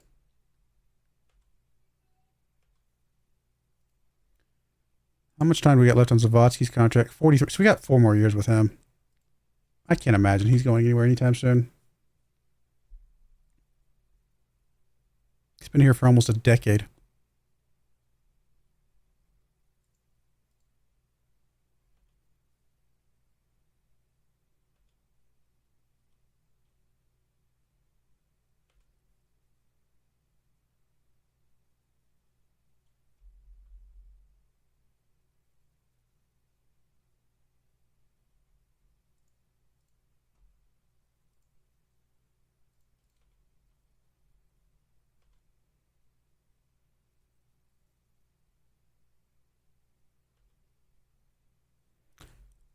Competition rankings, Bundesliga remains in second. English Premier Division in first. We've improved. Hey, we are in first place. We are the best team in the world. Yay. Now if we go for 10 years, we're only fifth. Because obviously we didn't take over. When we took over, this is us back here. But we're working that way up that list. But yeah, 5 years for seedings. We are the best. That's awesome. Well, we've done it. I mean, that's kind of what I wanted to do, is be the best in the world. And we are effectively the best in the world now.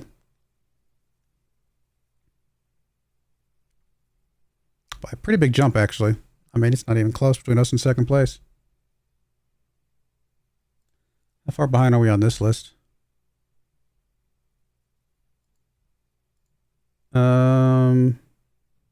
Pretty decent chunk behind Real Madrid. But we're within, we could probably move up to second pretty quickly, but third place or first place would be a bit longer. we'd have to get some of these teens off of this list from 31, 32, 30, 31, things like that. Once these teens moved off, I think we can move up into that top spot.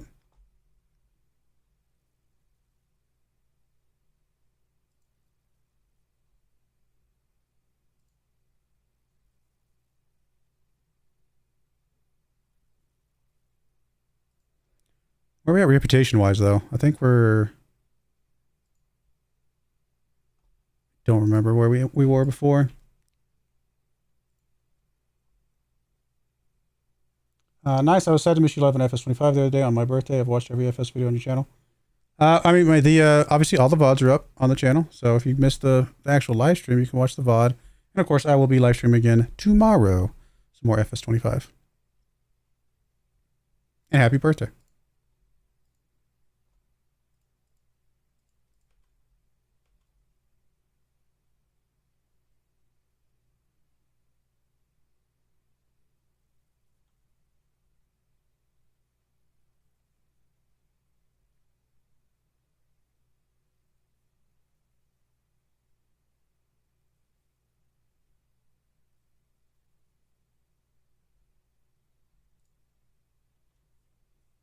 Zydek.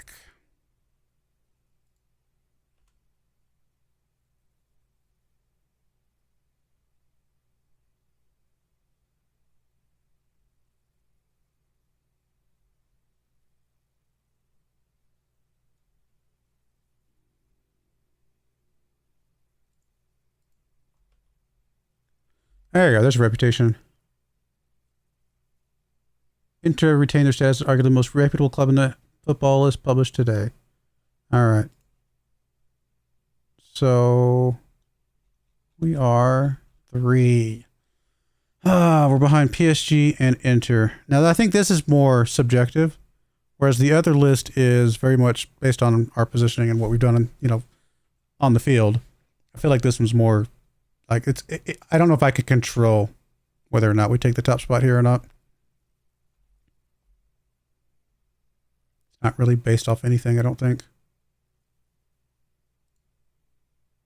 Still, moving up to 3rd, pretty good. I don't remember where we were last year, but we are the best. We are the most reputable German team.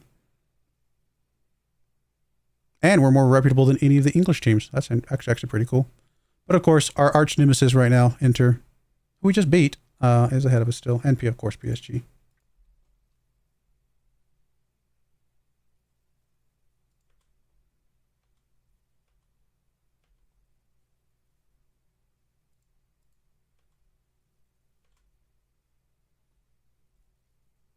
I have no idea what, I've talked about it before. I have no idea what these point numbers are based off of. I don't know they're based off of anything.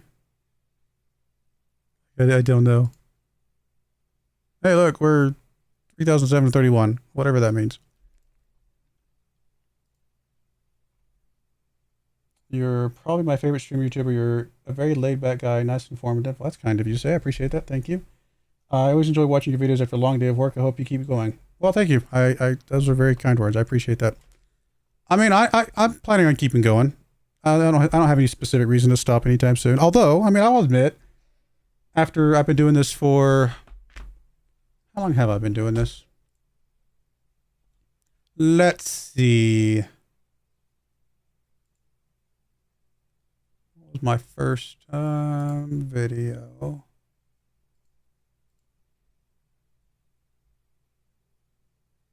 My first video was back in 2017, January 2017.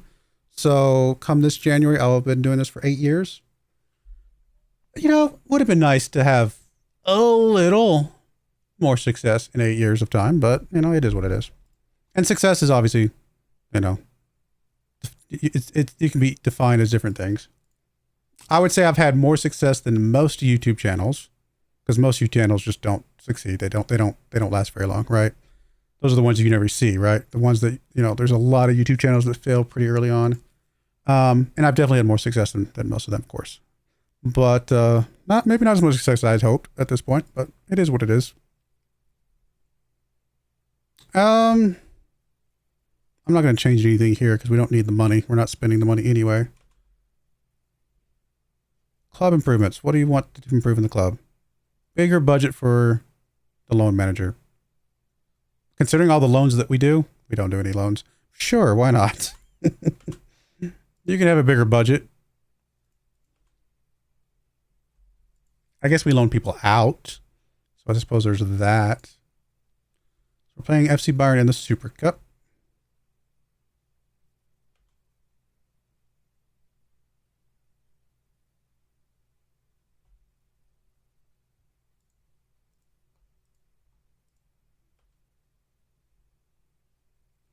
New average attendance record. 10,000 more people showed up. That's pretty awesome.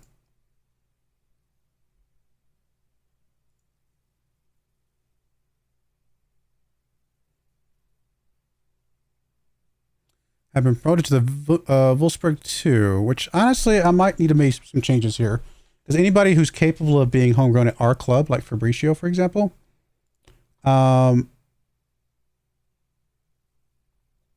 actually, he could be homegrown for Wolfsburg too. Really? That's surprising. Still, I think I might actually just go ahead and bring you into my squad for now. We'll make an assessment here in a bit. Everybody else, I could not care less about. Yeah, I've known YouTubers that have been on here since 2009 and are just getting to like 800K subs. Most people, it definitely takes a long time to work up. It definitely does take a long time, for sure. I'm up to what, 14.5 right now on subs? Just shy of 14.5.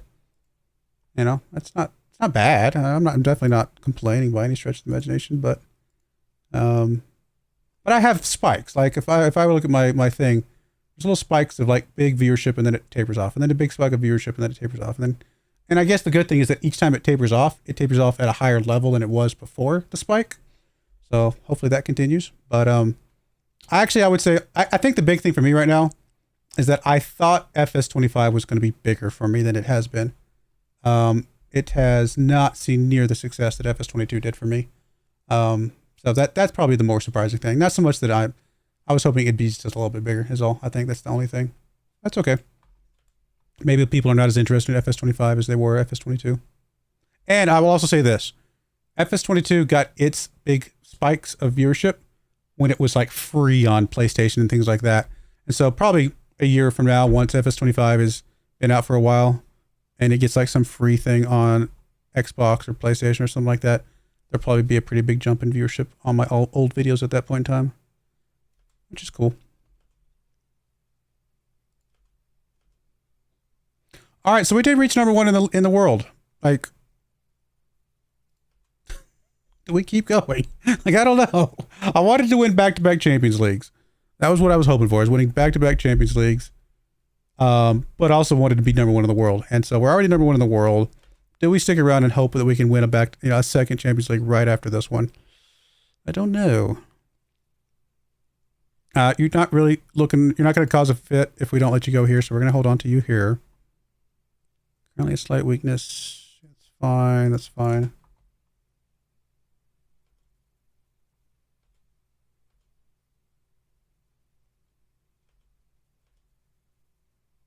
Also be nice to have a perfect season one year. That'd be cool. Even if it was just a perfect season in the Bundesliga, right? I don't need a perfect season in, like, where we didn't lose a single game across anything, but just the Bundesliga would be nice.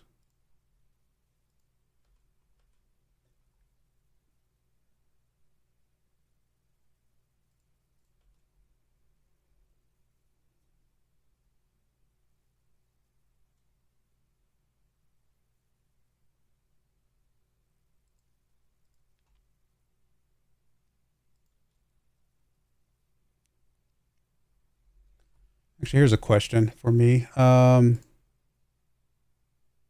see. There's one metric I cannot control that I'm curious about, and that is the impressions metric. Like how many times does YouTube show my content to other people? And if that's, continues to go up, well then that's good. If that does not continue to go up, then that's actually something I cannot control, right? There's nothing I can do about that. That's just is what it is. I'm not sure where to find that information at the moment.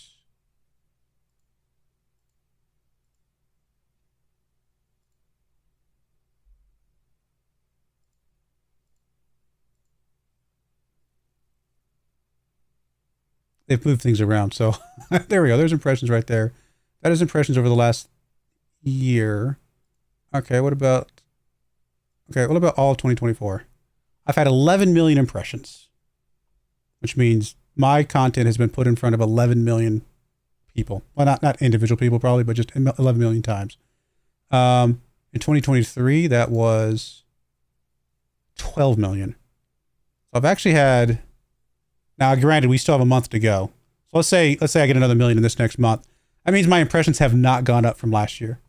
23, I had the same number of impressions as I did in 24, which, you know, you get the same number of impressions, you got to expect the same number of views, right? So I think that's kind of where we're at. Is that the number of impressions I've gotten has been stagnated, right? Which that's not a thing I control. YouTube, that's YouTube algorithm. They put my content in front of the same number of people and I get the same number of views. That makes perfect sense.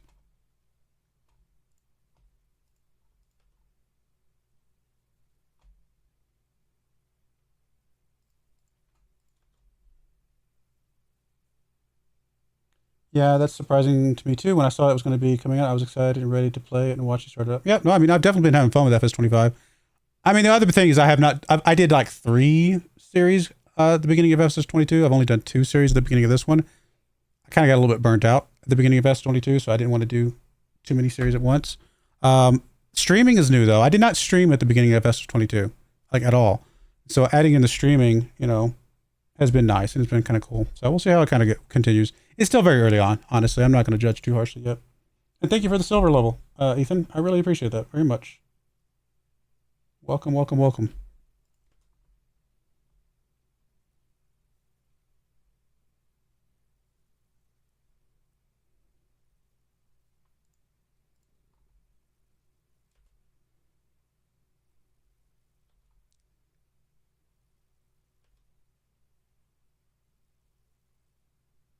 I now keep saying this, that like at some point we've got to finish this series, but I don't know.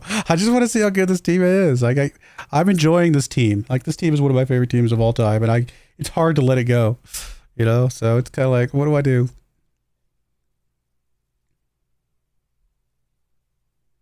Just enjoy it, I guess. It's not my fault. FM25 hasn't come out yet.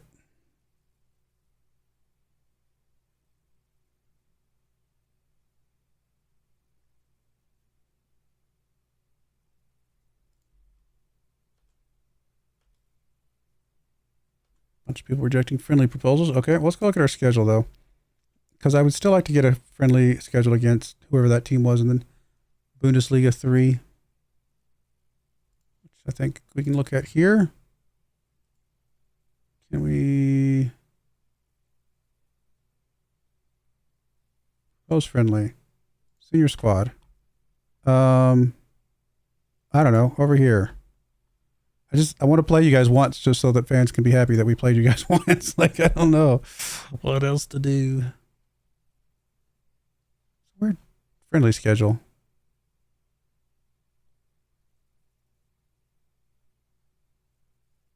I don't know why Saturday's not available for us. A little confused. Oh, is it because we got this team locked in? Cancel. Arrange. Like, go away. Just. Okay, yeah, there we go. It was just because of that. Okay,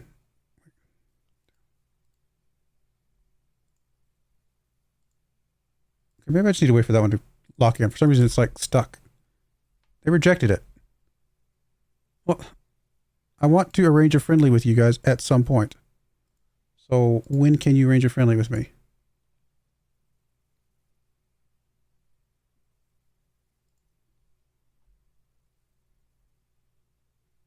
Between the 9th and the 16th here.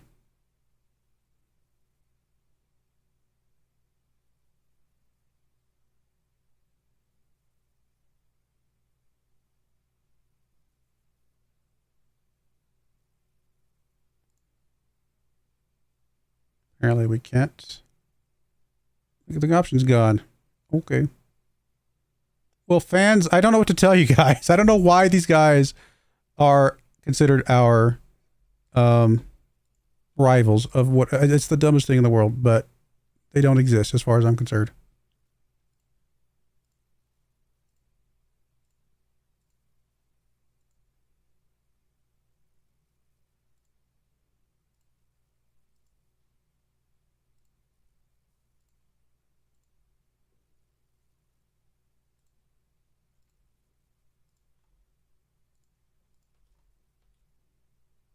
Maybe if I wait a day, we can get them to agree to a friendly. Maybe it just needs to recalculate the fact that they weren't on there for a second. What? Who are you?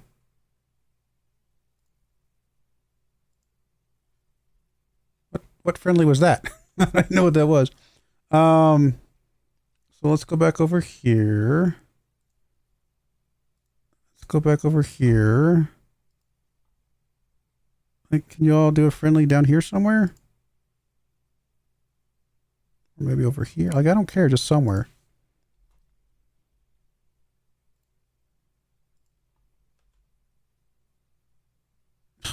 When can you do a friendly?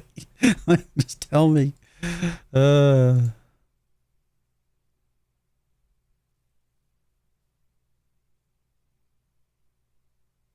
was actually up in the Bundesliga too now. Congratulations. Yeah, I have no idea. We'll keep trying to get a friendly with them at some point.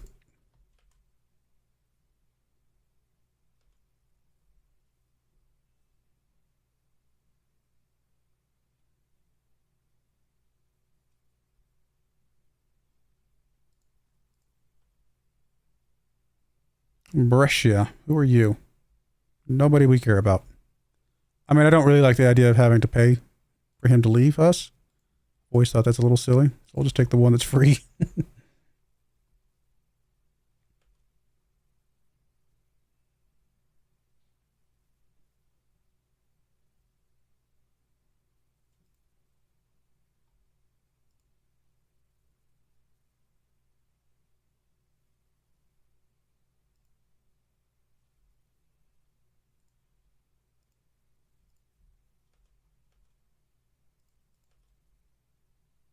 As soon as the transfer windows open up, we'll start looking at actual people who we want to get rid of here.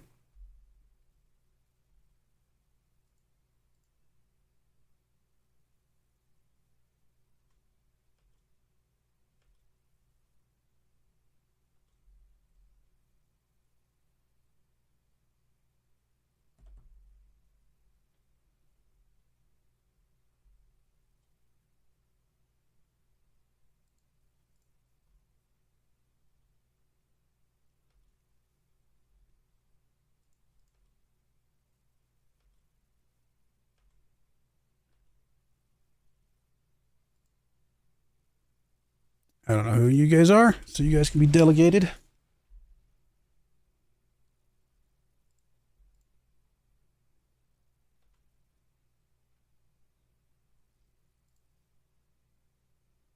I mean, 15.5 mil for a guy. He's playing in the Bundesliga too. It could be worth it. Could be nothing. It's temperamental. Okay, we'll pass. His personality was like model citizen. We might actually go for it.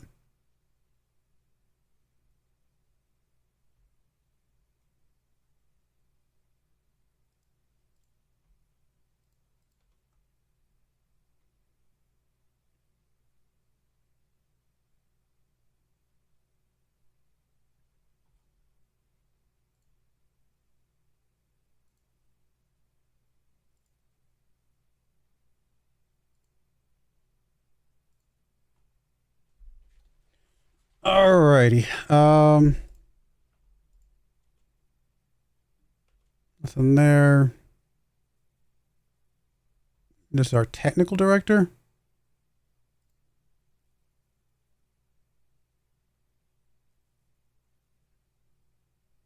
I mean, I'm pretty sure we can get a better technical director than that. Release you.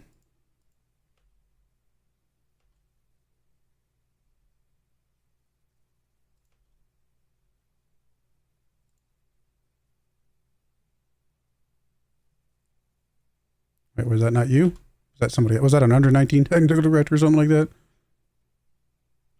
Or is it just not refresh this page?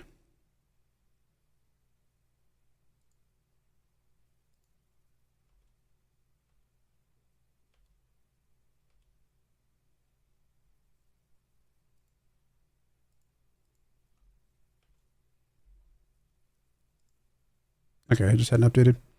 Do we really have the highest in the Bundesliga across the board? That's kind of cool. Apparently we could get more coaches if we wanted them. Let's place an advert for a technical director, though. And, I mean, do we have any coaching positions we want? Do we not have an assistant manager?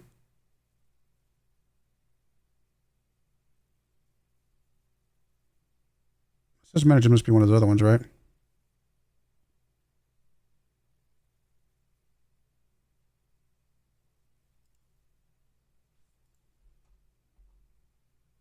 Yeah, we got assistant manager there. How many goalkeeping coaches? We got 2, 3. It's probably enough. We got 1, 2, 3, 4 fitness. Probably just need some just generic coaches. I mean, we don't have to fill those spots, but kind of at the point now where it's just like, whatever. Just whoever can come on. Okay, so let me get my chart out here.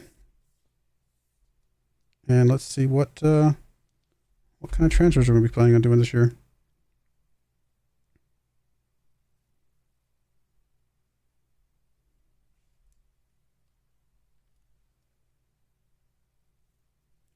And again, we got to take into account the fact that our strikers apparently cannot stay healthy.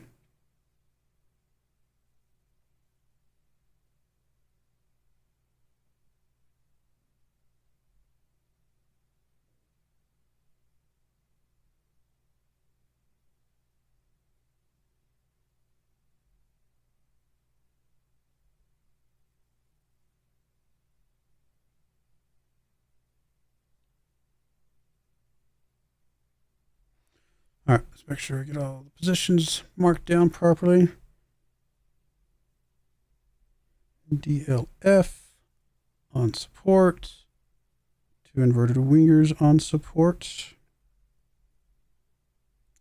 2 DMs on support. Ball playing defenders, I'm assuming, on defense. Yes. 2 wingbacks on attack. And finally, I'm assuming a sweeper keeper. Yes, it is. On support. All right. Let's go look at, first up, let's go look at our dev center. Make sure we brought anybody in that has the potential to be part of this main squad. We'll look at Benatal for sure. And we'll be able to evaluate him against everybody else. Sosa, no. Hernandez, yes. Hussein, I guess at this point, no. If we can sell Hussein on for some money at some point, then at this point, that's probably a good idea.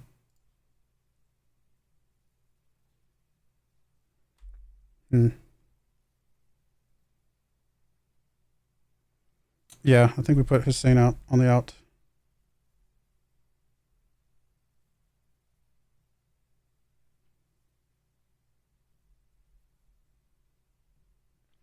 I think he's run his course and he's just not going to be what we're looking for. I mean, although I don't think we ever brought him in to play in the starting squad.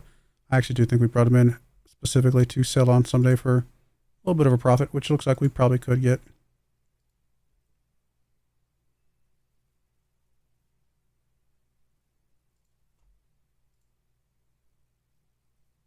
$24 mil. All right, well, that's definitely good. Start with that, that's for sure.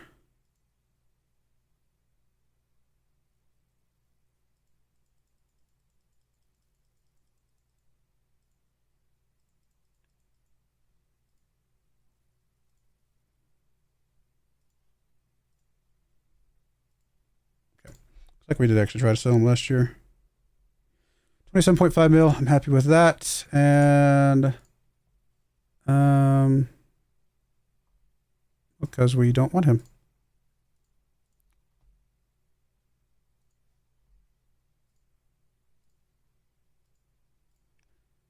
And let's go look at it through your eyes. Of course, Pereira is our first. And Valente is our backup. Leosin's still here.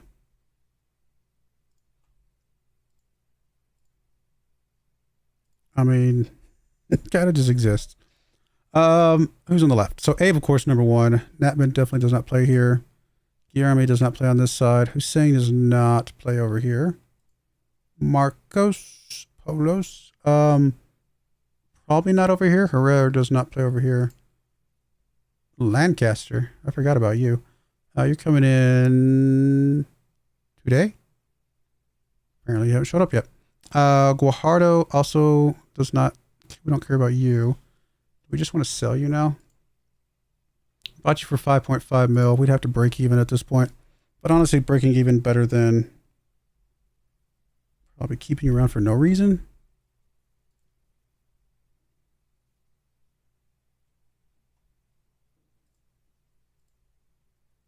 Yeah, that's fine.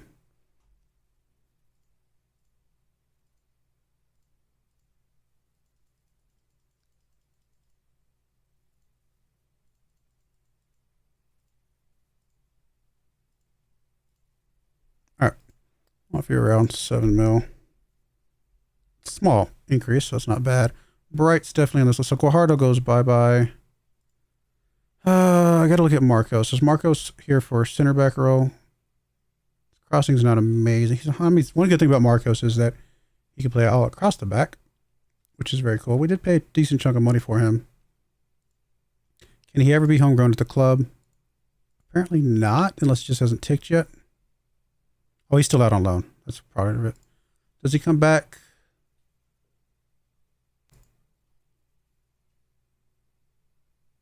He'll come back in December. Okay, so we don't worry about him. Marcos is off this list. Lancaster. Truth be told, actually, let me wait till Lancaster gets here. Let's make sure the rest of this group joins so I can actually evaluate them properly.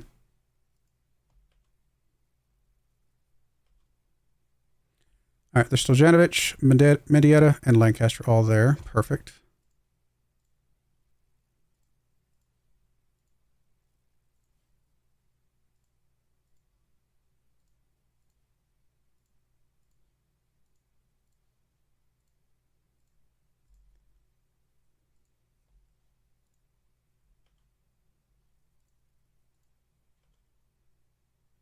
Neto. Weren't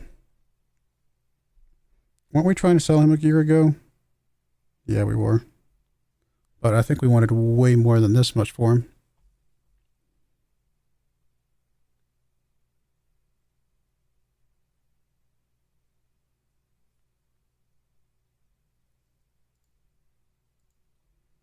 I only paid 12.75 for him though. So honestly, getting 24 mil for him is probably not bad. I'd like to shop him around though. Let's reject that one. I'd like to shop him around. See what else we can get for him. Guillermo, oof, was not planning on selling you. There's some pretty big money offers for him. We paid 13.25 for him. I need to come back to that and see what we can do with that. These are all some loan offers. All optionals though.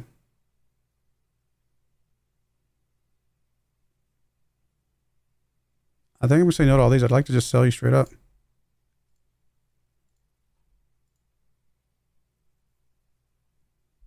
I don't think, were we trying to sell York Griffin before? We were, but not for this little. This is nowhere near as much as we were hoping to get for him. Although, yeah, we paid 17.75. I'm gonna say no to these as well. I'm gonna try and strap him around myself. Nicolas Castro, again, say no. Johnson. Well, Johnson's not even playing for us anymore. I tried to sell Johnson a year ago for... I don't even have him on my list. Okay.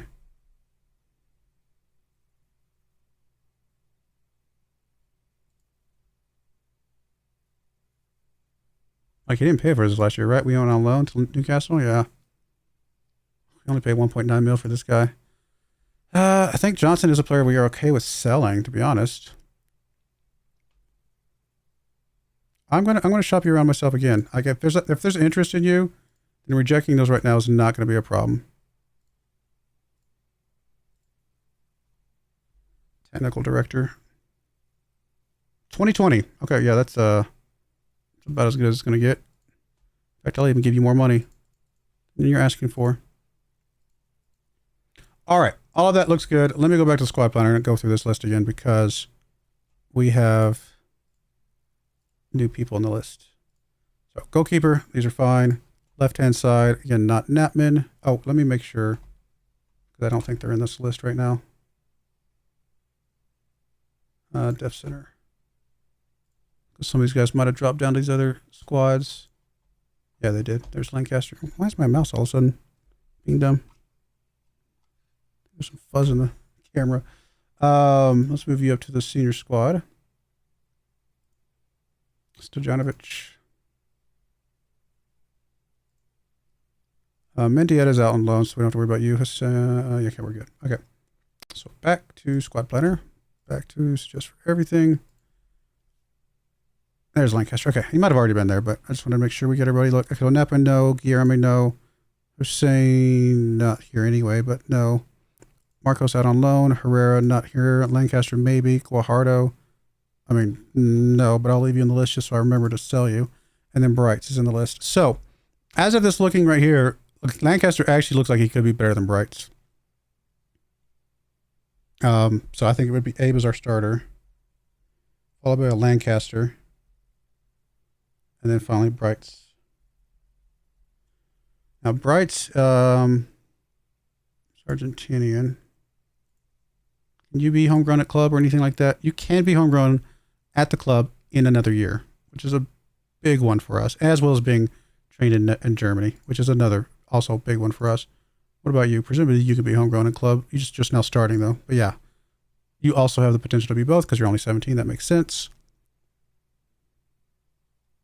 Okay. Well, if we send Brights anywhere and he's to go drop down to our under 19 squad, he's not going to like that. He's got more current ability, but Lancaster just got more overall ability. Let's do a complete comparison, I guess.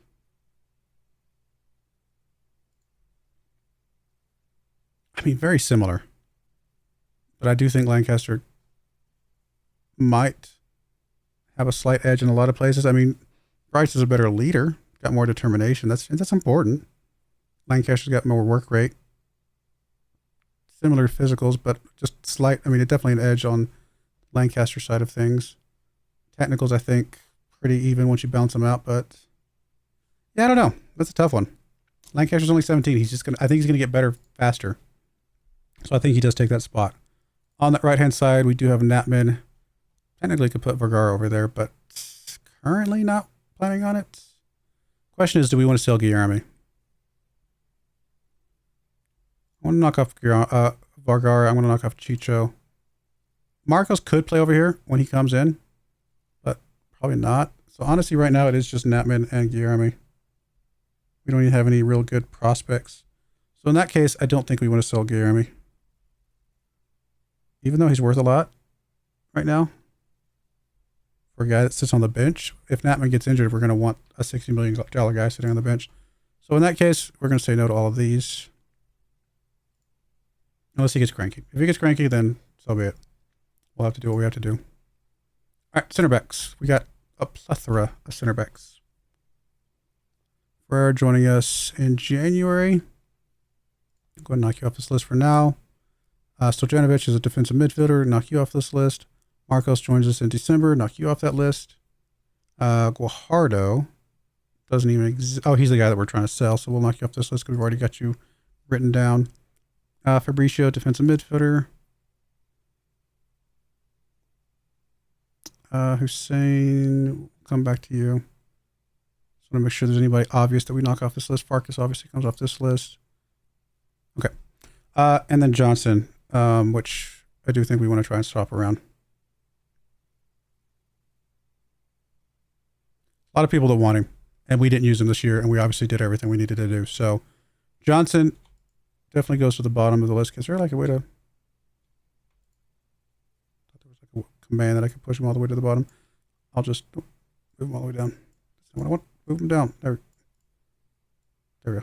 Grab the right part of the thing. All right, put you at the bottom. Vergara is number 1. Blanco's number 2, of course.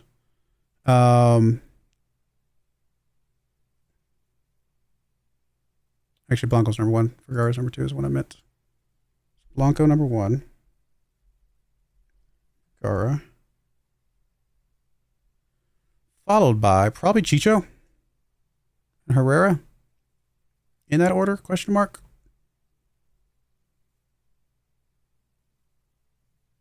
I can see an argument for Suarez being in the mix. Hussein definitely goes down to the bottom. And then we've got Didi and Benetau as options. I need to go back out on loan, I guess.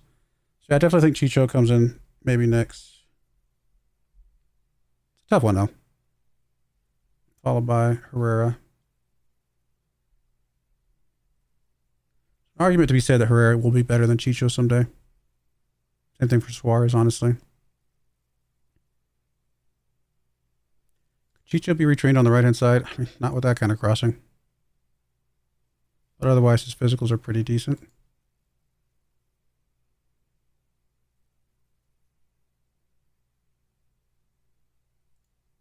Although we have a retrained... I mean, your crossing's terrible as well. Chicho's crossing's at least a 9. That's not the absolute worst, but he's 6'6". He's so tall. We want him there in the middle. Okay, I think I like the list as it is. Suarez needs to go out on loan, I think. Not Suarez, sorry. Sorry. Suarez, Didi, and Benetau all probably need to figure out loans for them.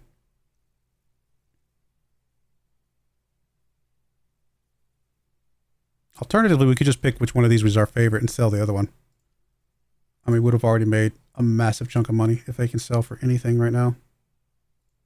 Yeah, both of them were 7 mil or under. So if we could sell them on for 60 to 80 mil, that is a big chunk of change for somebody that we don't even have to worry about if they ever become what they think they could become. Who do we like better? You're 6'6", which is crazy tall. Suarez is 6'4". Still pretty tall. I mean, these are both really good players. We know they're both going to be good players. I think if I had to pick, it would be Suarez. But it would have to be a good price.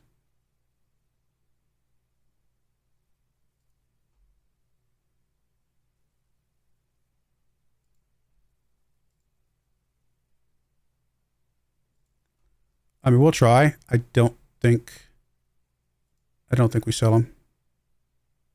He's open to, so he's not going to get upset about it. If we sell him for 60 mil, I'd be happy with that, honestly. It's not even that we don't want him. It's just that we don't have a spot for him. There's no way. He's happy with all of these prices. That's hilarious. I mean, we got to start somewhere, so I'll do that. I'd be happy if he sold for half of that, though.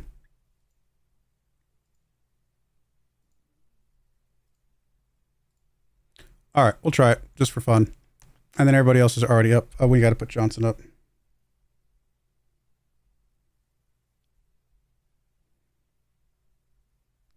Who's also not going to be selling for 136 mil.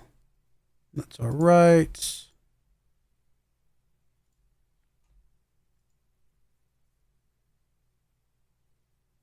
I would agree that that's way above your value.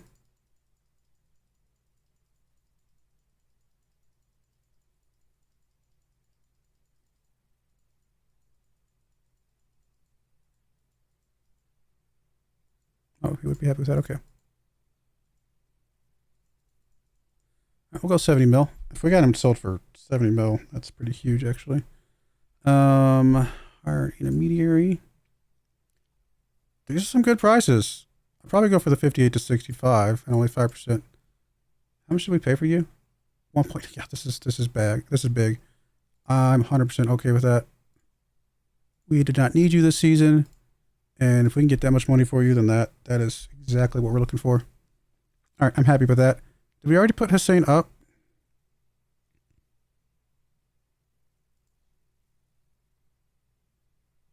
Yeah, we did. Okay.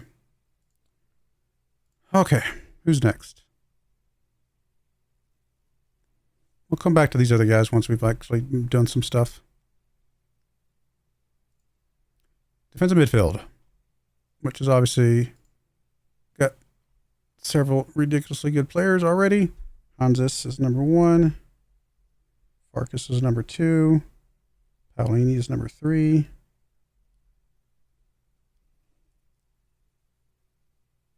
Hall's number, like our front four, or our 4, players here that starters and backups are combined worth $500 million in theory.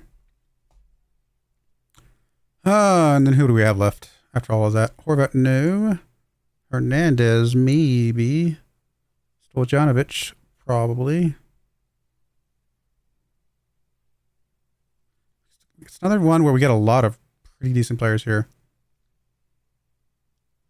We've already listed Bapti for out, right? So we already know that we kind of evaluated him and decided that he's worth just selling. Bought him for 8.25. So if we can sell him for anything like that. I mean, 20 mil. Honestly, I think we'll still invite it. But we still probably... I'm going to start it at 25, 35. I think that's fine. If we can get 20 mil for him, though, maybe we're okay with that. Just because we're just not using him. And we got other players that I think we're fine with. And it's still a profit. These other three, though, I think they're going to stick around to see what they can develop into. Cool. I think I'm happy with all that.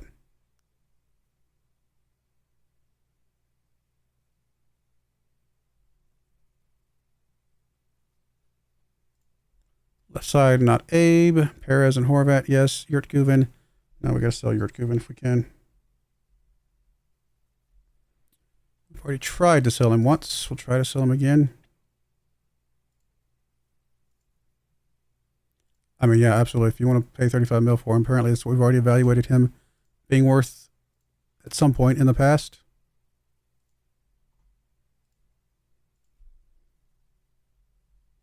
I think we paid a decent chunk of money for him, though, didn't we? Yeah, 17.75. And then Amadeo is our future, so he definitely sticks around. Perez will not be around forever. Just got to make sure we keep Amadeo happy until that time. If he's able to be loaned out because he's already homegrown, then that helps a lot. No, he's got another year. We got to keep him for one more year. Try to make him happy for one more year, and then we can loan him out after that if Perez is still sticking around. All right, right side. Obviously, Zavatsky is number one. But Castro is a very good number two. Fall, no. Cars, no. Guillermo, no. Carrillo, probably yes. We'd already evaluated Neto as somebody to sell on.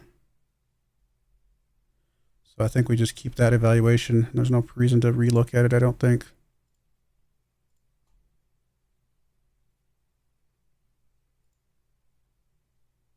I'm going to offer him out for 27.5 for now. But if we get a decent offer for him for less than that, maybe it's okay. How much did we pay for you? So we might break even on him, unfortunately. It's okay. It happens. And then Carrillo is our third, which I don't know if he ever will get into the lineup here, you know?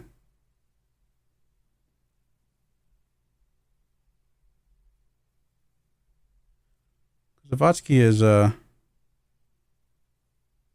very good, and he's still got several more years in front of him. He's only 27.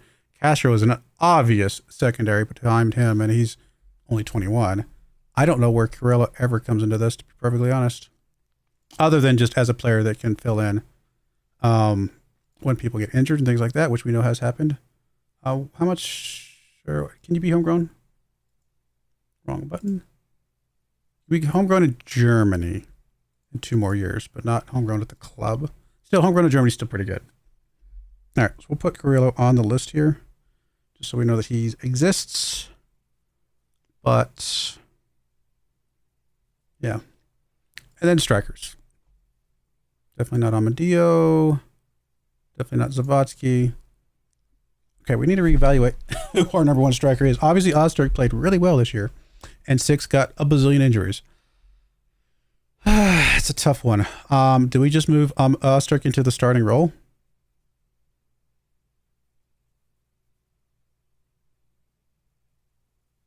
I mean, we could put them both as starters, right? But the whole point was that these guys are our DLS. I mean, part of me says we've got to reward Ozturk for his play this last year, as well as his just not getting injured, and the fact that Six is just an injury risk right now.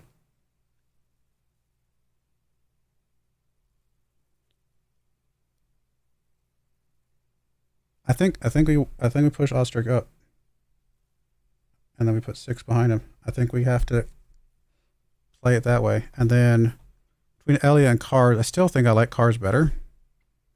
Not by much. I could also see an argument where Castro comes into play very soon. He's got 17 finishing, which is pretty good, and obviously his physicals are really good.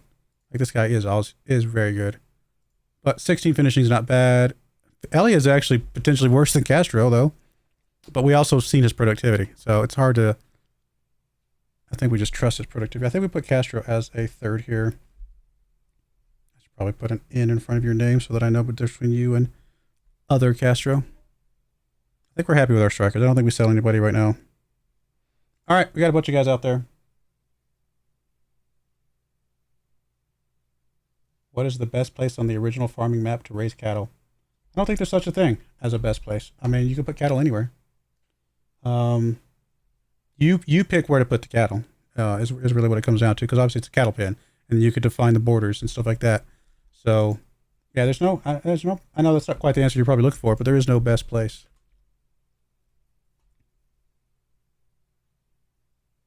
Hassan is mad about not pursuing a move. I'll say the finances weren't right. You're okay with 29 mil, which I already put you up for 27.5, so we're fine with that. You want to move to Juventus. I'm going to say the same thing. Wasn't close to our evaluation. You're okay with 66. Okay, that's fine. I can drop you down to 66.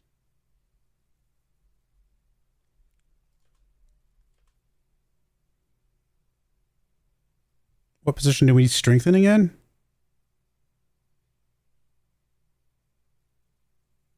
Right back, maybe? We don't have that much depth on the right.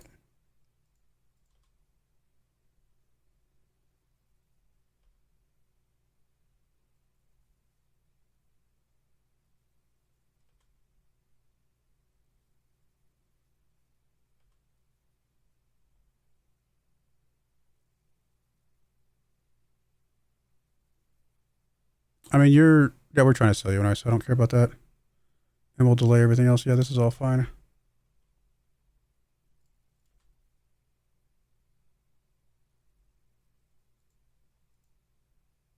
The only thing I would say about raising cattle is that you want a place where you can get enough farmland around the cattle to give it all the food it needs, right? You need grass for the silage, and you need something that can give you straw. So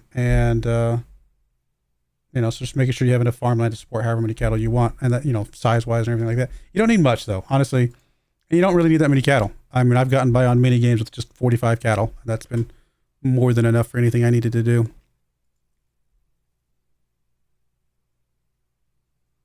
Chavez could be a decent guy for the future. Not that we needed somebody for that spot, though, but I just like bringing in youngsters that we can flip later. I mean, you guys know that, so could be worth something here.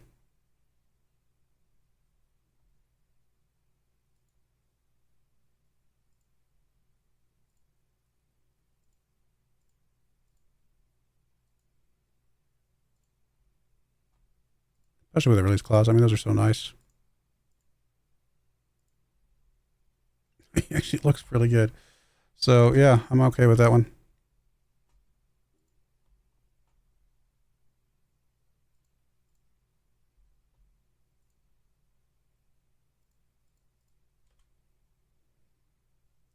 I mean, we got Amadio in that spot, like we already said, but it's hard to pass up on a player that looks decent again, even if we never use them ourselves.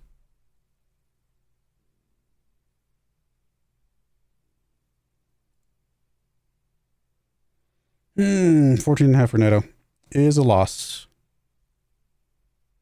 But no, I'm sorry, no, it's not a loss. It's actually almost break even.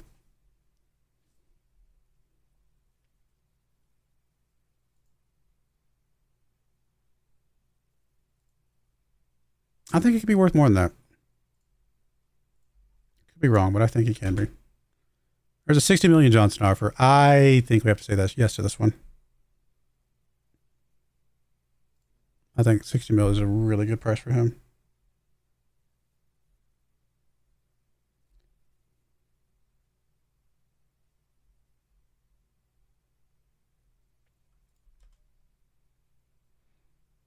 Under 19 fitness coach.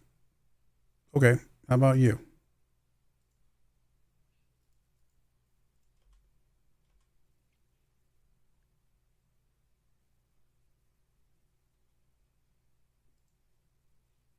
This is Bapti. Not really the greatest offers. I mean, this one down here is not bad, but it's optional. That's the problem. Still. Potential 38 mil is not, it's pretty good. And they're paying all of his wages. I think we got to say yes to that one. An important player? Yeah, okay. I think we say yes to that one, and then we say no to the other two. And we got a loan offer in for Bapti. It could turn into a permanent move. Hussein. Okay, Hussein we're trying to sell for 27.5. He looks like he is interested in joining any of these. This one's a little bit bigger intermediary fee, but I think we say yes to that one. No to the rest. So 22.5 for Hussein. Okay. A loan offer for Johnson that could go up to 63 mil. Still optional though. Yeah, I think we say no to this one. Guajardo, we're trying to sell him for 7 mil. I think we take the Stuttgart offer.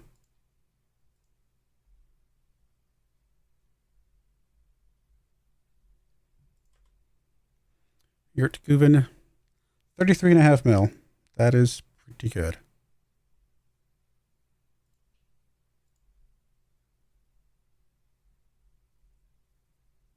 I mean, no guarantee that these guys all go here, but I like it.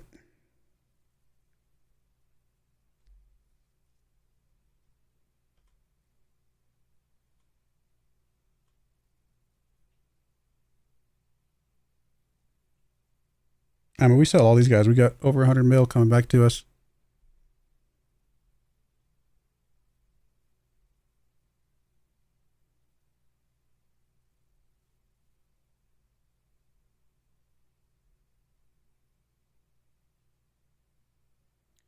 That is not a good York Guben offer. How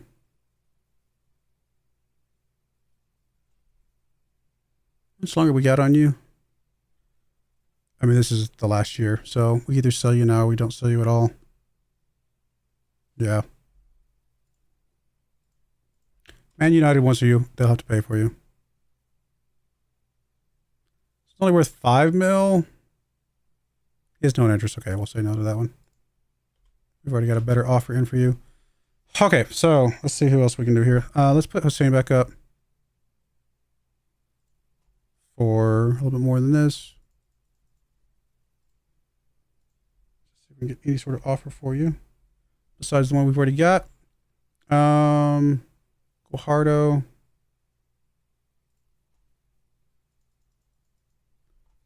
A little bit more money for you. That'd be nice. I'm not counting on it. It's not the end of the world if we don't. But we'll try. Johnson does have an offer out, so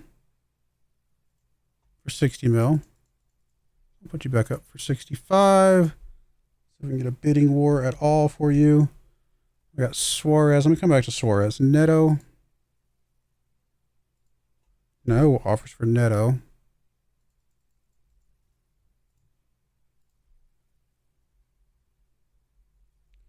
And then Bapti, we got a loan offer in that's pretty good. But still, money today better than loan tomorrow, I guess.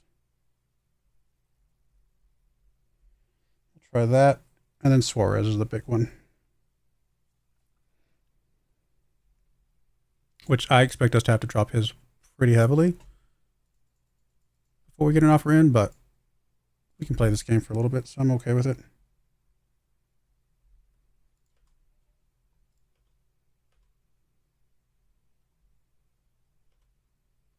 Again, I'd be happy with 50 to 60 mil for Suarez. So.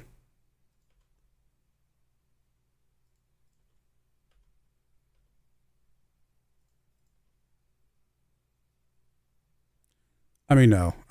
You got to be giving me something. You know, this is nothing. I said I'd be happy with 50, 60 to mil, not zero. There's a Johnson offer for 40 mil. That is not good enough. We've already got a Johnson offer for 65. I know you want to go to Newcastle.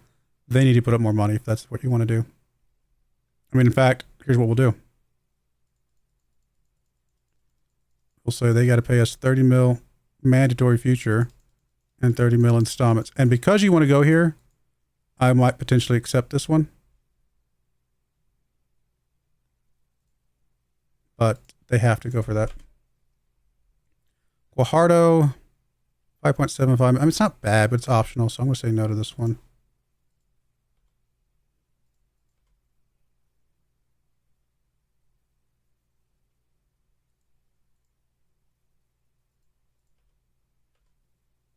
Hey, we got us a new technical director.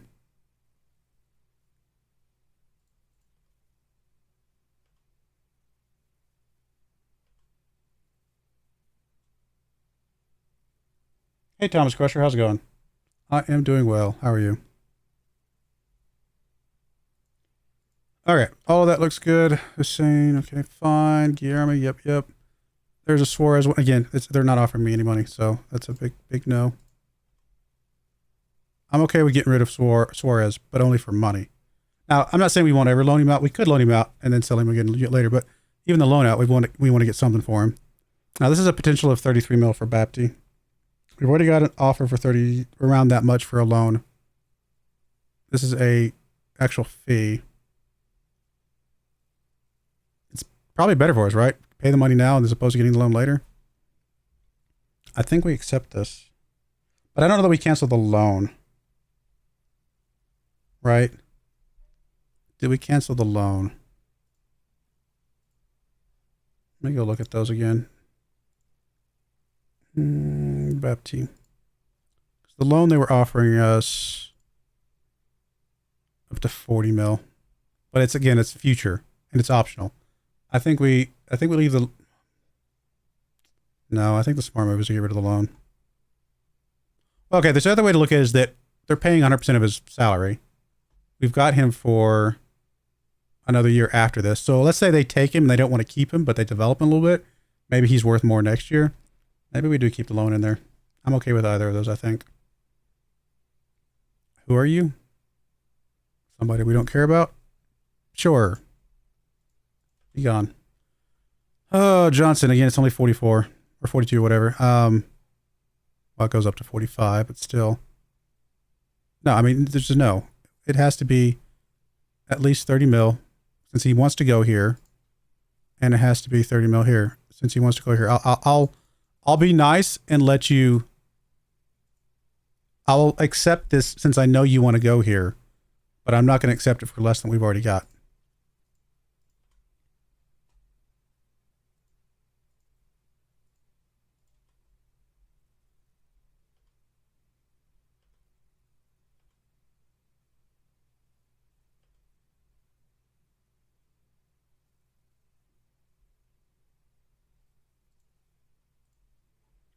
Saying we've already got an acceptance of 22.5 for, so definite no to that, and no to that.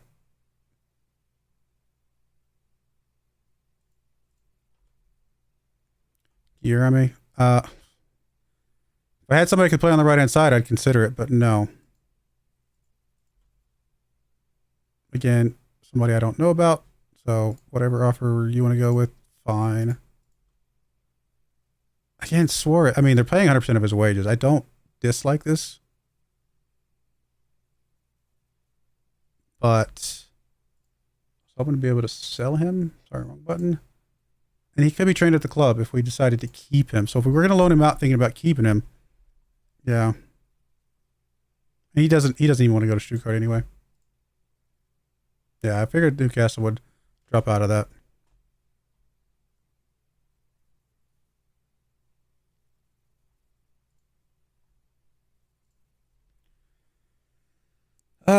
again, Amadeo, we got another year until he's homegrown at the club, so we don't want to loan him out.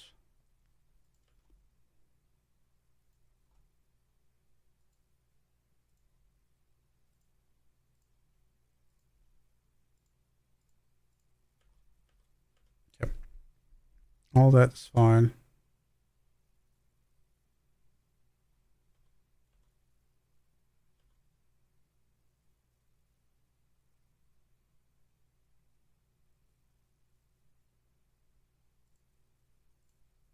Neto.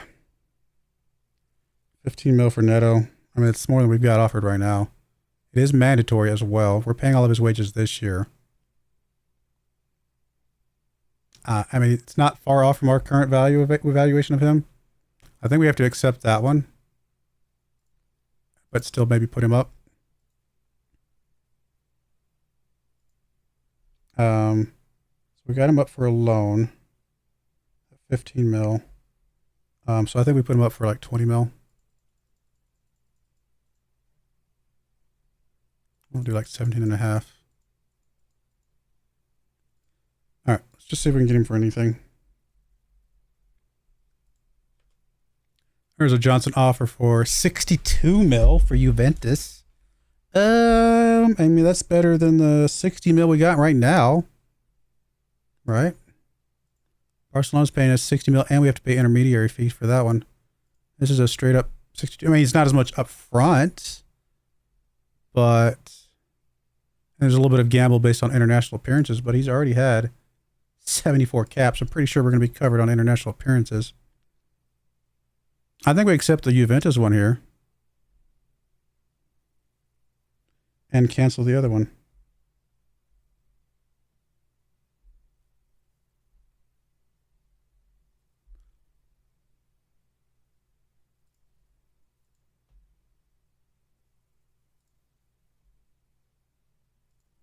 Because that is a better deal. Not by much, but because of the 5%, it becomes better for that as well. If it was just 60 mil up front versus 60 mil long term, I would just take the 60 mil up front.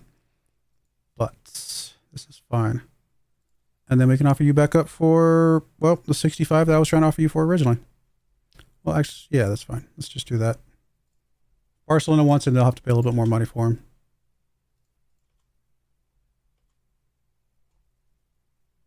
We'll do Wolfsburg 2 stuff later.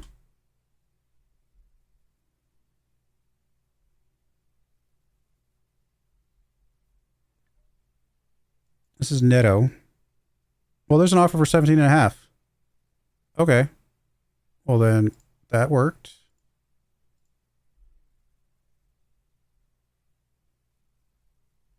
We'll go cancel the loan.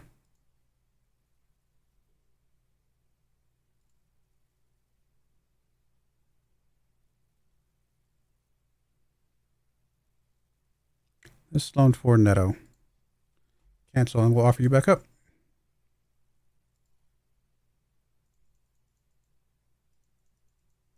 Go for 20 mil. Cool. And you're the one that we paid. I forget. I always forget which one's which. Still, it's already a profit for us. Not much, but still something.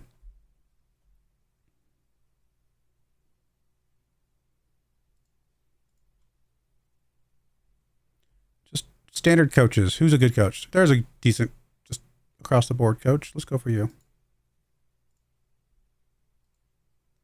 I think we got 2 slots, so anybody else that looks relatively good? Sure, you. Okay.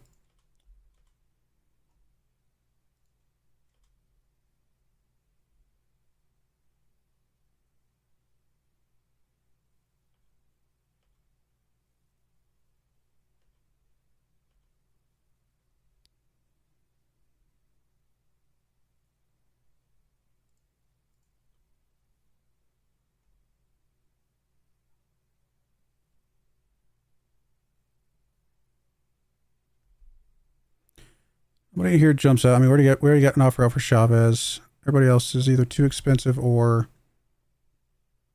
maybe older than we were hoping to get at this stage. So, I don't think I put Suarez back up for Sell.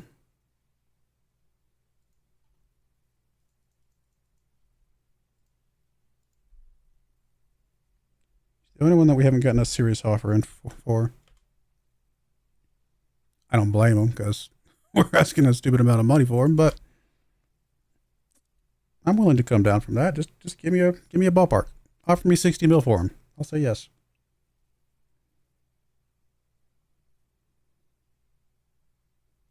I would say if we can't get at least 50 mil for him, he's probably worth more to us in the future after some more training. More offers for Johnson.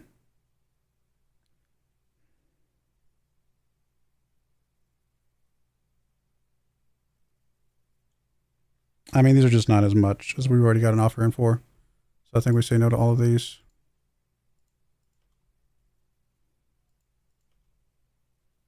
Hey, there's Chavez.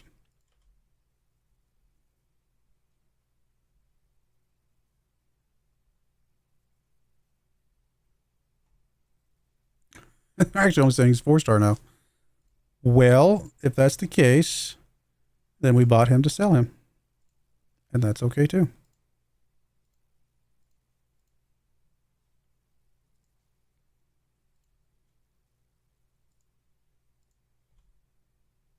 $14-0, huh?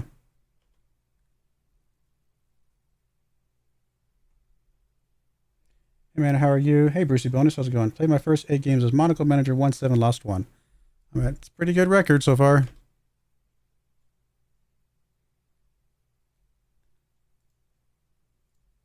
I mean, you're almost at a 90% win record, right? 2 more games. Just win those 2 games. You're at 90%. That'll win a championship. That's for sure.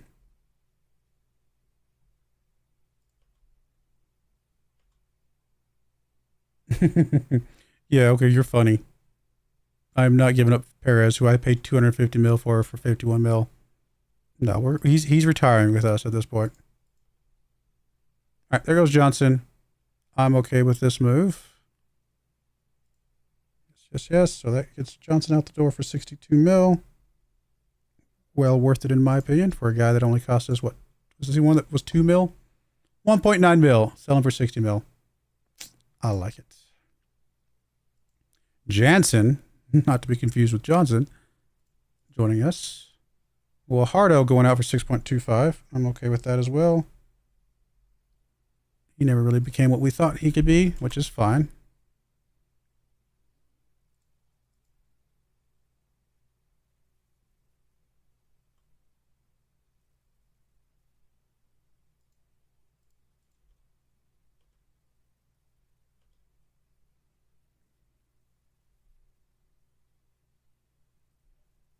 All right, Baptiste set to sell for 31 mil.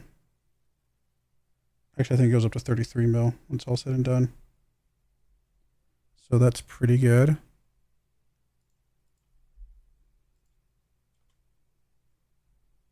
much should we pay for Baptiste? 8 point. Okay, that's a pretty good piece of business for a guy that we never even used. Hassan set to sign for Benfica. Yes. Paid more for you, didn't we? 17.75. So not as much profit, but still, almost double our money, right? So that's Yurtguven. Very good. Happy with that. And then finally, Hussein set to sell 22.5. And I believe we paid 7.5 mil for you a long time ago, and you really never played for us, like at all, really. Played 1 game. The rest of the time was for second team. You did well for the second team, don't get me wrong. But no, this is definitely worth it.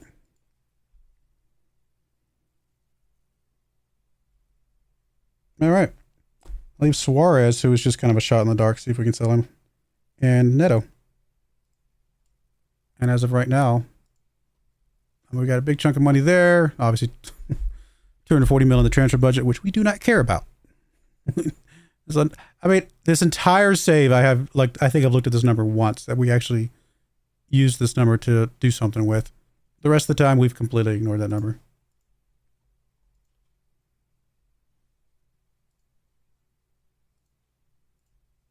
Not very many saves where I ignore the transfer budget number. Oh, Feyenoord got 4.4 mil from that Hussein sell. All right, well, good to them. All right, Blanco, good job.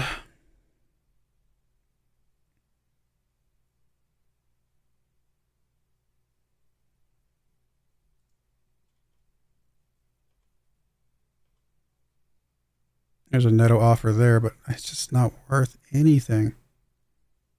We've already got somebody in for 17.5 for him. So we definitely reject that. Heinrich, who are you? Nobody that we really care about. So honestly, just whatever.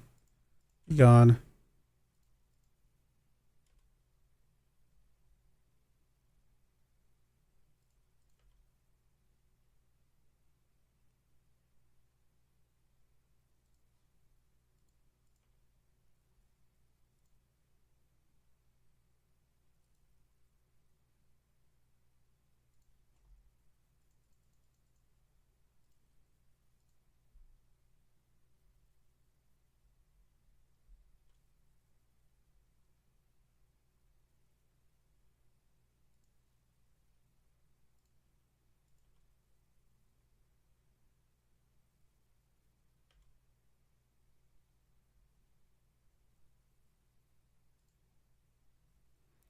Another netto offer. This one's for 17.5 mil total, but it's optional. Yeah, I don't think it's not any better than what we've already got out there for him.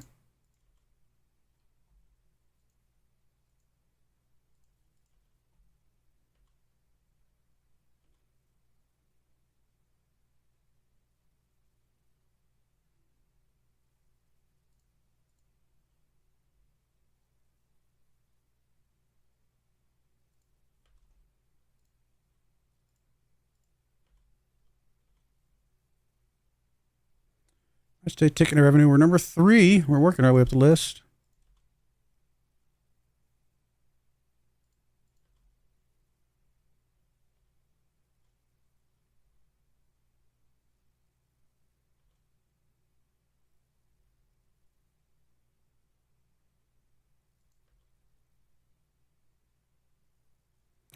Fall picking up a pair of goals. Ostrich going to go, and Didi picking up a goal. Nice.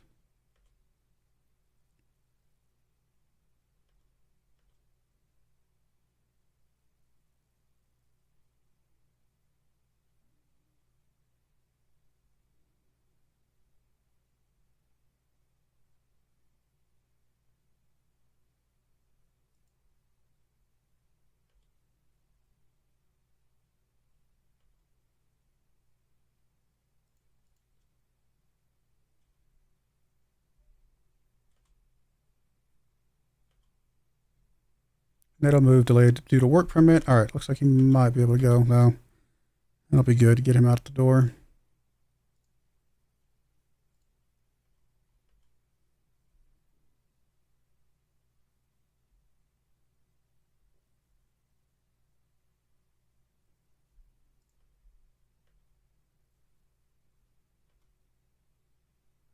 Another Suarez offer.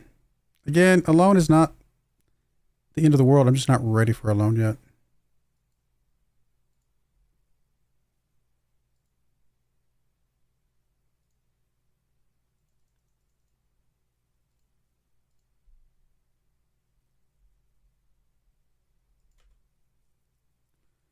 I mean, I don't really care about Kuznetsov, to be fair, so...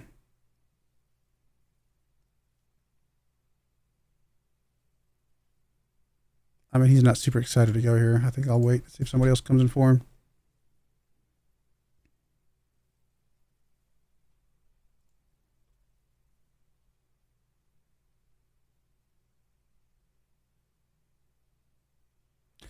Caro actually looks pretty good, but a little bit more expensive than we'd like to spend. That doesn't mean we shouldn't spend it. Just have to think about it a bit more.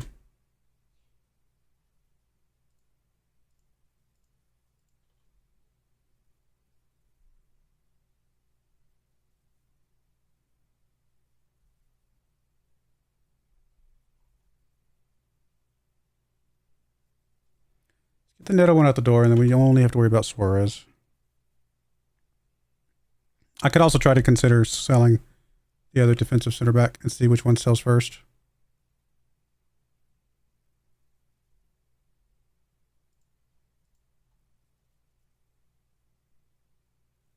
Bingo Suarez.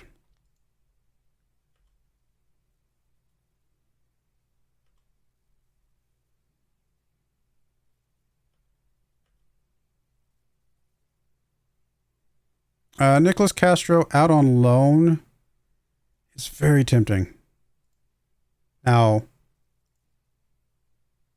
he can't be trained at our club, but he can be trained in Germany, and this is a German club. Okay. I actually think this might be worth it.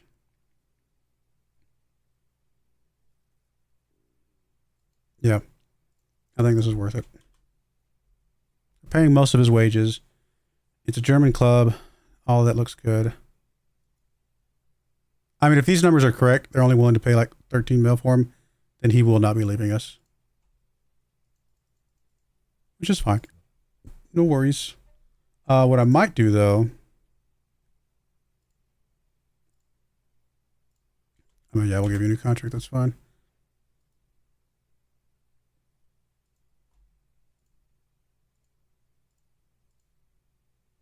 Gonna make it 130. Honestly, 165 sounds like a fair boost. And who was the other center back that we were thinking about? Was it Herrera? 20-year-old Herrera. I think we'll try. I do like both of these guys, but we can't keep them both. And so if we can sell either one of them on for a decent amount of money, then we have to try, I think. It's 6.5 from Herrera. So yeah, honestly, same kind of deal, in a way.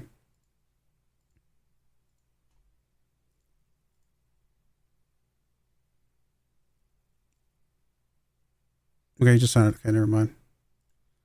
So, never mind. What about, do we want to try to sell Chicho? I don't know that we want to try and sell Chicho. He's homegrown at the club. Indeed, he's just not worth enough at the moment. So I guess it is just Suarez at the moment.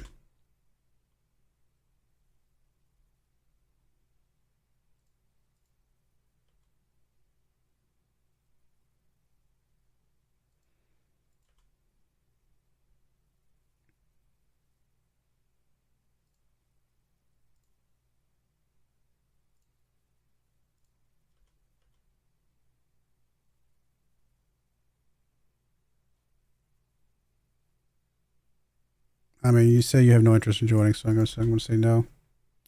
Leosin, first choice goalkeeper. Sure. Go be a first choice goalkeeper somewhere. Take your guacamole with you. All right, we got Neto for about as much money as I think we were ever going to get for Neto. So I think that was fine.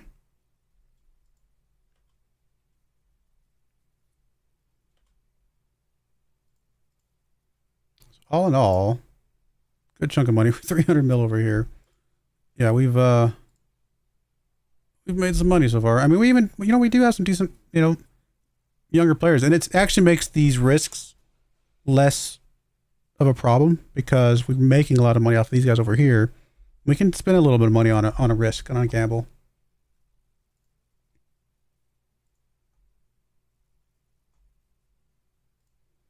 I mean, I think it's worth getting some of this money. I don't see us doing anything else with that, like getting the full money from that anyway.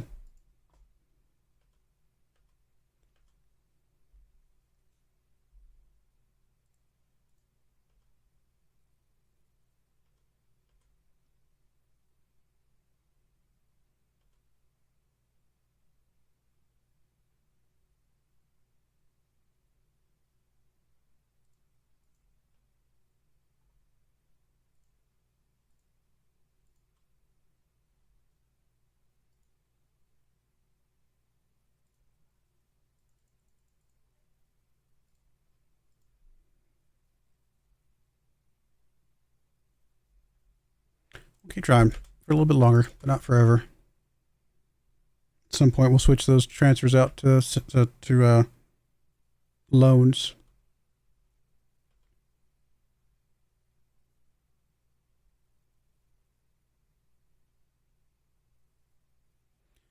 Who are you? Nobody we care about.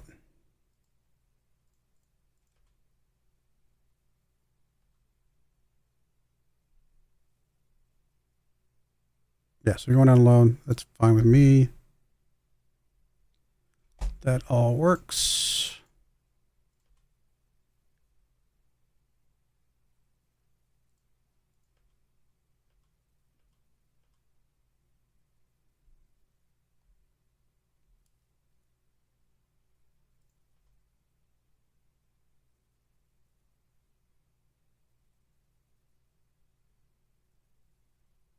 Yet another player. I have no idea who is.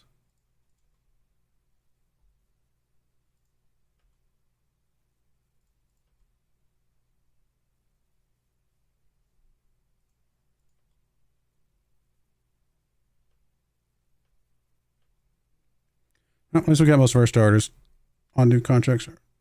We're all going to be pretty happy right now.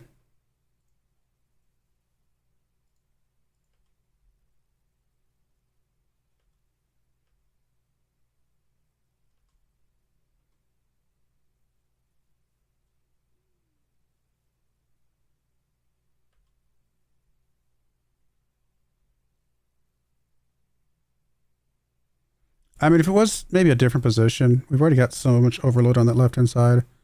We might go for somebody like a DeCaro here, but I don't know that we need that.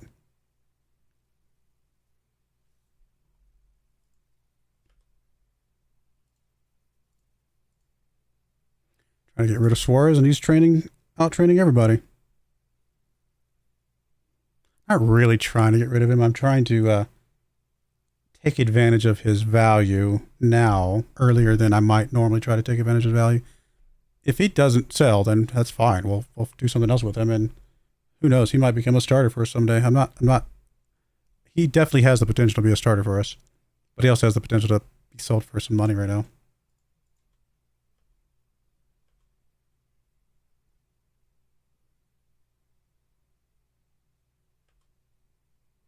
$14-0. Elliott picking up 1, 2, 3, 4, 5 goals. 6 goals. Leave some for the rest of us. I mean, these friendlies are against nothing teams, to be fair, but still. I love seeing all the goals. It's funny.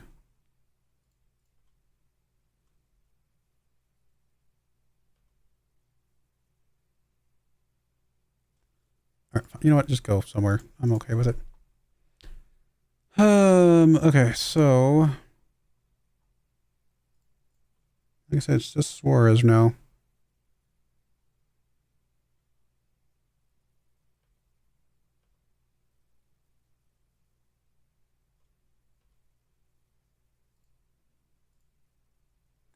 We are playing Bayern Hof. Whoever that is.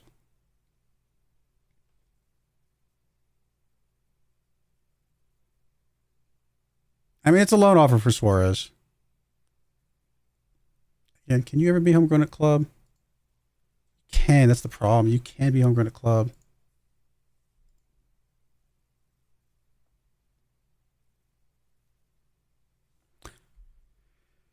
I think we say no.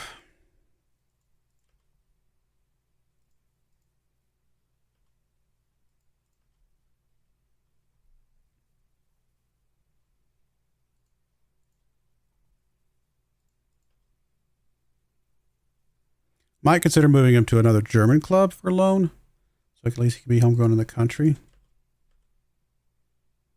I don't know. It's a tough one.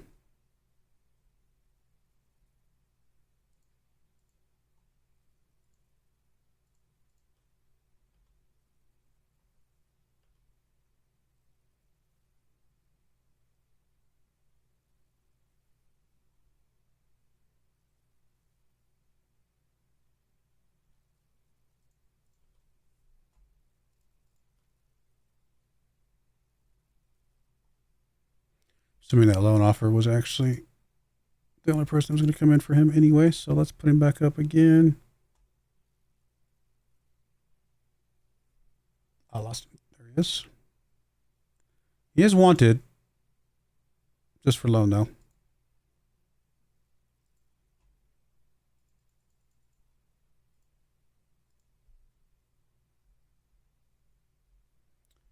Anybody else that's actually explicitly wanted that even consider?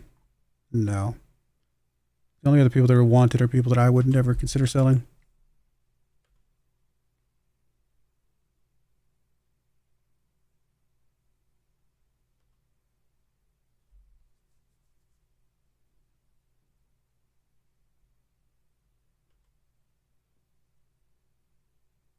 One in two odds.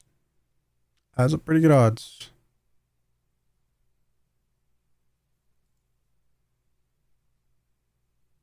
We're just too dominant. What do we, like, how's our team line up at the moment? Oh, how in the world are we not on that left-hand side? We've got a legendary player over there.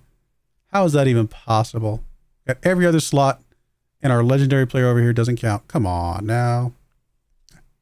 It's interesting that Farkas is counting as a center back in this list. Zavatsky as our striker. Interesting as well. Yeah, I don't understand that at all. Perez and Horvat both are extremely good over there.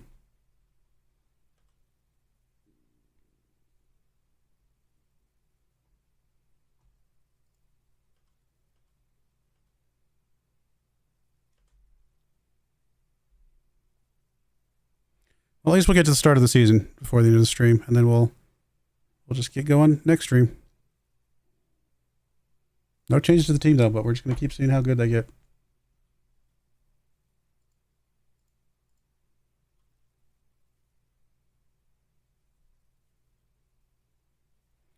Top goal scoring odds, Ozturk followed by Zavatsky and 6. I mean, if Ozturk has a game like he did last year, then 100%. I could see that happening. Especially if we play him as more of a starter as opposed to a backup.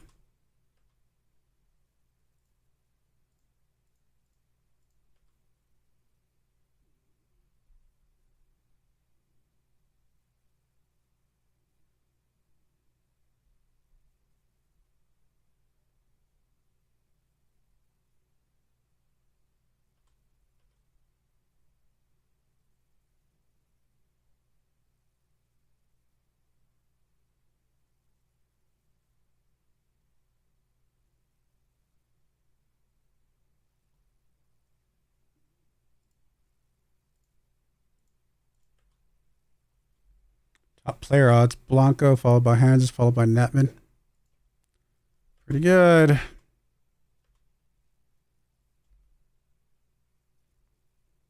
$15-0. It's funny.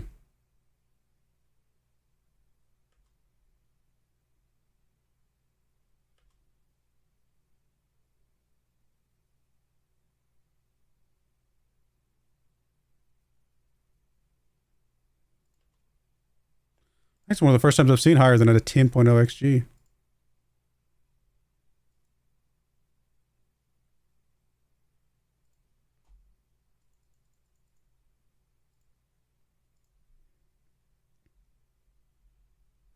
Couple more offers we'll put out. Again, if we don't get anything, if we try to get less than 50 mil for him, I'm going to stop.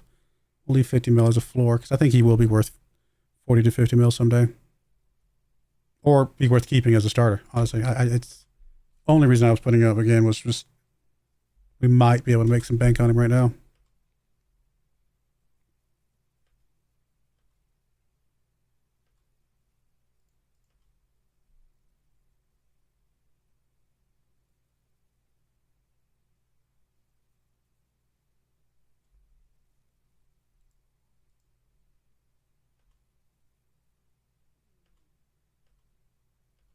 Back down to a B.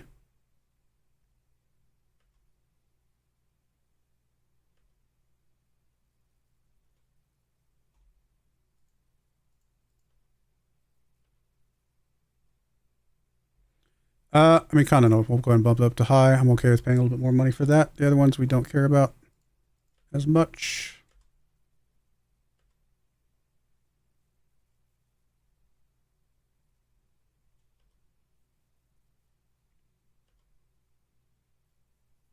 All right, well, looks like we're at time. I don't even think we're going to play this FC Barn game, so we will be good with all of that. Don't be mad. I was just trying to see if you'd be okay with it. All right, we'll figure out our team, like our actual final team. Mostly, I mean, our starters we already kind of know about, right? It's more about the backups, that kind of how those are looking in our kind of our first team, second team squad, like we did last year, which actually seemed to work. Other than the fact that our strikers kept getting injured, which is crazy because we were doing so much rotation to kind of keep them fit. I think it's just bad luck. Other than that, I think the rotation of first team, second team worked really well for us. And we'll see if it works again next year. But that'll be it for today. My next live stream will be tomorrow. We'll be playing some Farming Simulator 25. And then we'll be back on Saturday for some Civilization 6, playing some more. What are we playing as? Incas. Yeah. And then we'll be back with this next Monday. Which, yeah, there we go. But I do appreciate you guys watching. Which version of the 442 are you using? Trying to come up with a 442 using my Zagreb save in Croatia. I'm just using. I mean, they only just changed to like a kind of a normal 442 is that I push these guys back to defensive midfielders just because defensive midfielders are good in FS or Football Manager 24. So other than that, I mean, it's pretty basic if we're using inverted wingers and attacking wingbacks. So there you go. If you want to look at that. But anyway, like I said, we'll put a cut in there. I do appreciate you guys watching. May God bless you, and I hope you join me again next time. Thank you, and goodbye.